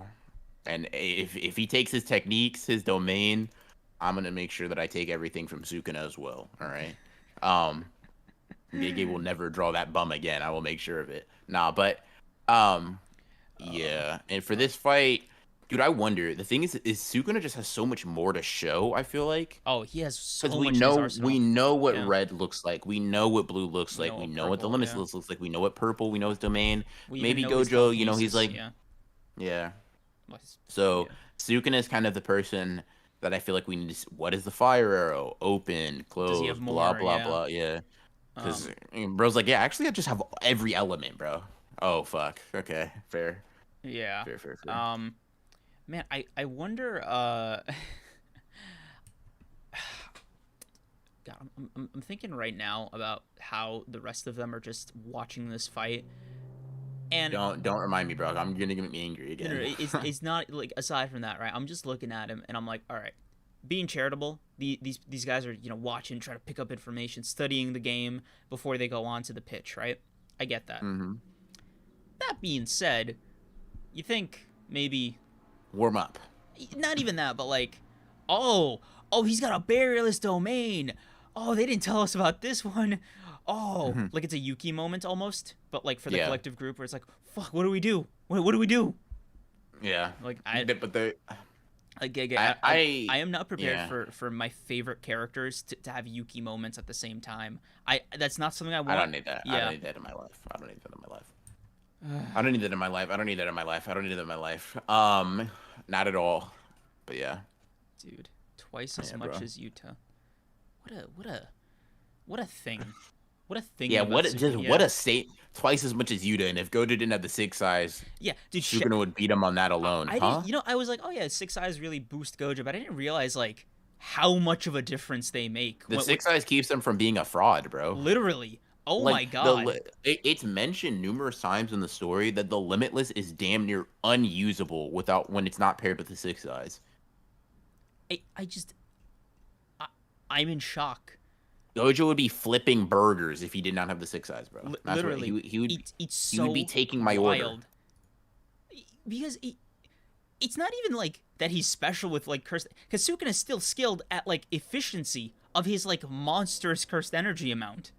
So like Yeah. Gojo, my brother in Christ, you Go to my brother in Christ, do something, react, for respond. real. Don't let this slide. Nah, but I Dude, don't think he will. like I don't think at he least will. get him to like I don't know 20% of his energy, so Yuta can like put up a fair like can have like a fair shot. Wow. Yeah. Uh, Yuji's finger is back. External RCT can't heal that. no, thank you, Miras, Oh, Tavares, thank, for thank, the two. yeah. Uh, Thank you for the two, by the way. I will say this. I hold a little stock in like things like that happening chapter to chapter because Gege is notorious for like fucking up those details. yeah. So like Um, until it is a plot point, if Yuji has his finger back in a panel, that don't mean shit to me. yeah, I mean, That's not to say it or his can't be ear. back, right? Or his ear. Yeah. But like I'll put it like this: last time Yuji was in a chapter, we saw that his finger was gone, right? At the end of his training with Kusakabe, he still didn't have it, right? Mhm. So if something changed between then, cool. But like Gege is not known for his attention to detail with things like that. He's forgotten Sukuna's tattoos. He's forgotten Yuji's scars. Bro just forgets shit. And that's cool. He's a human, right? You're allowed to do that. But because of that, those types of details, like, oh my god, Yuji's finger is back. Until that's a plot point, I'm simply chalking it up to Gege forgot, bro. And that's not a huge criticism. It's just, hey, bro, it was just an inconsistency because he forgot that this character doesn't have five fingers like a normal person. You know what I mean? Gege's human. He makes mistakes. There's something I want to bring up. I simply cannot call this yet. Get up, hello. The nature of a domain matters. Damn. Oh no, listen. I think You're jumping into a debate that has been going on for the entire okay. stream, bro. Yeah, Just don't even. Yeah, I Yeah. picked up on that in the middle. Y'all have fun with that. I want Yeah. to say, man, I was going in. I kind of bought the hype a little bit. The Gojo fanboy kind of took the wheel. With the whole, you're the contender here or you're the challenger here. This was a nice, check, I guess, right? In the regard of, Chat, oh what yeah, I say would happen. hold on. Oh yeah, Sukuna's it's more than it's even, right? It's more like, oh wait, no. How is Gojo dealing with Sukuna? We're kind of right back at square one. Now, Yeah. do I wish from the bottom of my heart that this happened differently? Yes. I feel like this moment hit 70% as hard as it could have. And that's kind of how I would sum up my feelings towards this chapter. It was like very odd decisions that compounded to like soften the blow in a bad way. Yeah. Like I feel like this chapter in a different like universe could have moved me, right? Could have been like, "Oh my god," right? But Yeah. like having it be because of like negligence on the part of Choso, Inumaki, and Yuji is doesn't sit right. Yeah, we'll see. I'm gonna let I agree. Like I agree in sentiment wholly. Don't get me wrong. I there's just another one of those wait and see chapters because like Gege's had a lot of these where and I can see people getting tired of it. Don't get me wrong. But Gege's had a lot of these chapters where it's like it has to be recontextualized later. Like people forget about this, but a few weeks ago, right? People were freaking out that we just skipped past everything, right? Right. And that's one of those chapters where you either gotta hold that as just a crazy decision, or you gotta hope that he comes back to it. And this is one of those where I'm like, I'm hoping there's an explanation. I'm just hoping there's an explanation for it. And I don't think there won't be. We'll see how it shakes out though. Mm. Um, Two things. One, like the stream, guys. You love to see it. Let's get to 100. mhm. Number two, Caliber X4. Thank you for the 5. While I don't think this will end this fight, anything that makes Gojo hit the Nani has me worried. Yeah, Yeah. because the last time he looked like that, bro, Toji was stabbing him with the inverted spear of You're heaven, and having. bro, he was like, Yeah. "Oh no." You know what's crazy? Mm. See, this is some shit that might happen because I think this happened when Nobara pieced out of the story. Like Nobara was introduced the moment that, like Pieced in the out. anime that she got body slammed in the manga or Mm. whatever. Um, but it would be interesting if Gege has Gojo come back in a similar timeline to how he does in the anime. I don't know if that's how it'll shake out time wise because the anime comes back, or yeah, season 2 comes out in a month. Mm-hmm. But I wouldn't put it past Gojo. I wouldn't put it past Gege to do something like that where he like has the manga, and anime fans on a somewhat similar mindset or whatever of, oh no, Gojo got fucking bodied. Time for him to come back and do some shit. You know what I mean? I Yeah. see. I mean, look, I don't think either of us thinks this is the end of the fight, right? I think we I'm can. not at all. Yeah. Um, it is a funny development to some degree. The 0.1 second domain funny thing. Um, Mm-hmm. do I think this might change the course of the fight? Who can say, right? You know what I'm gonna look for, as far as like Mm-hmm. Gojo's reaction. I'm gonna look for like if he has like a nervous bead of sweat. If he channels like teen Gojo for the first time in like what 10 years in his life, Don't then fucking do that, yeah, bro. then I'm gonna be worried. Do not. Like, Like I'm gonna listen, be you could be singing a different surprised. tune. Maybe you didn't expect this shit, right? Yeah, Cool, cool, cool, cool, cool. Gojo, like, for real, though, like, here's the thing. Here's the thing I'm worried about, right? Fuck Gojo's life. I don't really care, I do. right? Like, to be honest, right? I don't care. I do. The problem is Mhm. you haven't done your job of weakening Sukuna enough. Yeah, You can die. Like, you like can this is go, still the right? opening. It's cool. That's fine. You can die. You can go. You can get out of the story, bro. Gege clearly didn't want you here. Fine. But, like, I'm not gonna lie to you, my goats are gonna have a little bit of a problem fighting this guy as is. So Yeah, if you could just lock back in, weaken him some more, and then peace out, I'd be okay. Right? I'm not saying I want Gojo to die, but I with the way Gege writes the series, I have limited my hopes to a very small amount, right? hmm I am just a mere person in the woods you're a cog. cowering over a small fire, bro. I'm just praying to keep that tiny flame alive, all right? Mhm. I can't worry about all these other raging. No, I need to keep my agendas in my heart. Gojo, unfortunately, does not make it into my small agenda list. If he's got to go, he's got to go. I don't want him to Ooh, go. I like Gojo's love character, Gojo. but listen, bro. Mhm. Listen, bro. It, you didn't pull up a seat in my agendas. Oh I'm gosh. sorry. So like, but the thing is, some of my goats, Yuta for example, Kashimo for example, Miwa for example, Mm. I would like for you to make Sukuna an easier target for them, please and thank you. Because if not, we're going to have a major issue, and I don't want that. But yeah. Gamma, thank you for the 5. For open barrier domain, is it possible that the reason Sukune / Kenjaku have something sticking out in the middle is because it's inverted the outer shell? I mean, possibly. It could be like the nucleus of the domain, right?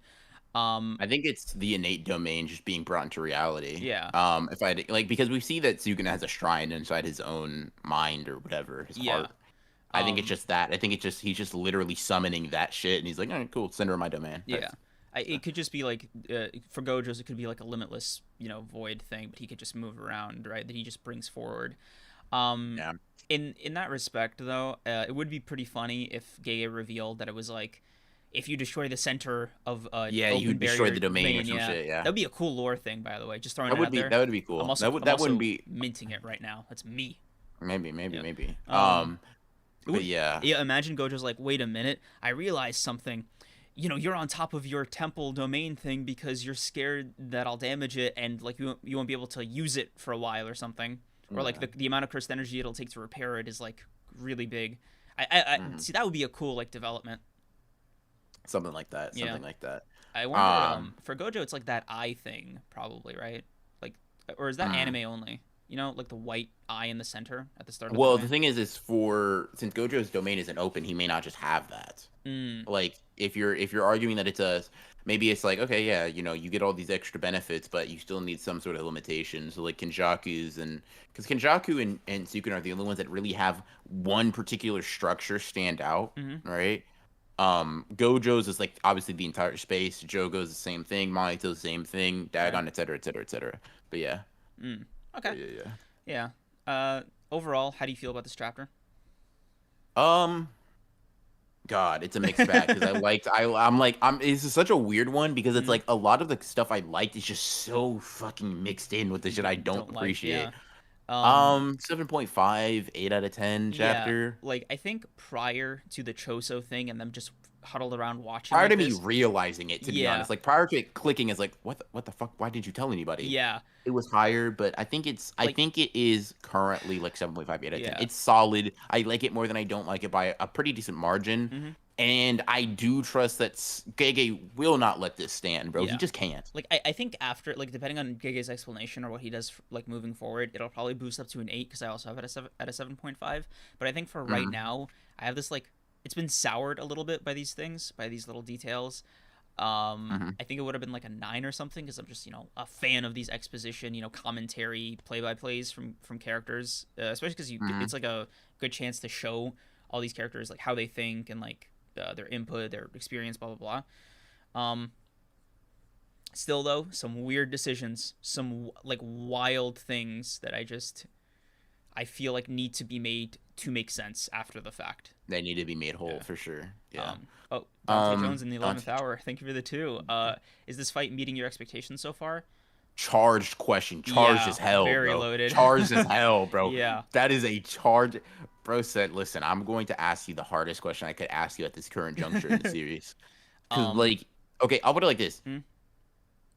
the last chapter, last week's chapter, that is kind of the middle part of exactly what I wanted for this fight, except more personally. Like, I just Hmm. wanted a couple more chapters of that. But like, that is like, Gege, you were in your element. Have these characters use abilities you've shown us them using before. Hmm. Cook, give me some interesting choreography. Give me some interesting fights.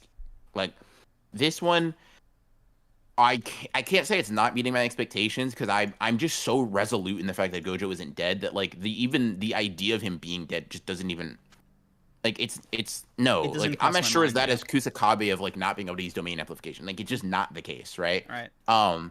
So that's not really the issue. It just depends.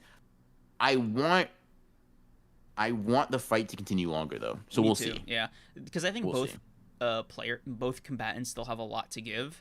So Hmm. I think as long as this is just another part of the fight, or Hmm. whatever, then how it says, as long as this chapter is in no way close to the end of the fight, Hmm. it's kind of on track for what I want. I just want to see way more, way more, if that makes sense. Because I think they Hmm. have more to give, Yeah. and that's not even touching like the other, Like, I just want to see yeah, some hands thrown, man. for Like I real. really do just want to see fucking like bro, just punch each other. God damn, Yeah. bro. I feel like such like a child for wanting something so simple, Mhm. but I'm so serious when I say, bro, I just want to see Gojo and Sukuna just throw hands some more, bro. That chapter Mhm. was so cool because like fucking like last chapter was so cool, but just because it was like, oh my god, bro, it's finally getting to see how these two interact. Give me more, please. Mhm. Yeah. Please, bro. That's all Ditto. I need. Yeah, I think there's a lot more to do. There's a lot more work to be Yeah, done. for sure. Yeah. Yeah. Anyway, Mhm. so fun episode. You Yeah. know, episode backlogs are I think caught up on Spotify and Apple Music if you guys want to listen to them there. Nice, Um, nice. we'll be doing some fun stuff down the line, so peep Hmm. that. Uh, Got some big projects for you guys. Some big projects for you guys with the upcoming season. So that's mhm. gonna be fun. But yeah, we'll talk to you guys more about it as it gets a little bit closer. But yeah, look forward to it. It's gonna be. I think it's gonna be really fun talking about the chapters in the episode simultaneously. Whoa, And Caliber Excalibur. S4. Wow, that's the Thank you for the 12th hour. 10. Yeah. I'm gonna keep it a buck. Mm. Let him cook is kind of wearing out its welcome for me. Like I know Gege's record is much better than not, but I feel like we're always anticipating something. It's kind of tiring. Um, I I get what you I mean. feel you. It Like ebbs and flows. You like, I yeah. feel you. I feel you, more than I want to. Look, I I'm not gonna lie sympathize. to you. I get where you're coming from. Because the problem, right, is like when Gege's cooking, he fucking cooks, right, for like consecutive episodes, right? Like, just he really does like peak fiction. And then when he has like a stutter step, it really hits harder because you feel like he has to spend the next couple chapters making up for it. Yeah. Yeah. I feel you. I feel you because let him cook doesn't just mean like let the story continue. It Mm. typically means like someone has made a decision you don't currently like, but you want them to rectify it retroactively, right? To me, Yeah. that's what let him cook means because let him like let him cook applies to technically every weekly manga, right? But nobody says let Sakamoto Days cook. The reason is because every week it fucking cooks. You know what I mean? Nobody that reads Sakamoto Days currently is ever like, damn, bro. I was really looking forward to more in this chapter, right? Mm. Partially because the fan base is smaller, but also partially because Sakamoto Days kind of is currently in its lane, and it just for what it's trying to do, it just bangs, Yep. right? JJK is a little bit more ambitious narratively, and Mm. because of that, it's harder to pull off. I feel like. Um, Yeah. so let him cook. I genuinely not only sympathize, I feel you because personally, I have sort of I have changed as a JJK fan. With like how Gege's been recently, and that's not to say you need to as either. Like you can just dislike some aspects of the series. Mm. They're perfectly fine. But just because I know that the nature of what I do, I'm covering it, right? I'm reading JJK and I'm talking about JJK. So I've just transformed into a different person in order to like it the best I can and just like, take it in stride as much as Yeah. possible. I think that being said, I would actually just real quick agree with everything you just said, but that's why Mhm. I'm not adding on. Yeah, fair, fair, Yeah. fair. That being said, thank you guys for coming out. This was episode 61 of the greatest podcast on earth. We will see Mhm. you next week to see if Gege answered any of these concerns. Burning questions. Yeah, Yep. yeah, yeah. See you next week. Hope you guys had a good stream. Have a nice rest Yeah. of your night. Bye. Peace, peace.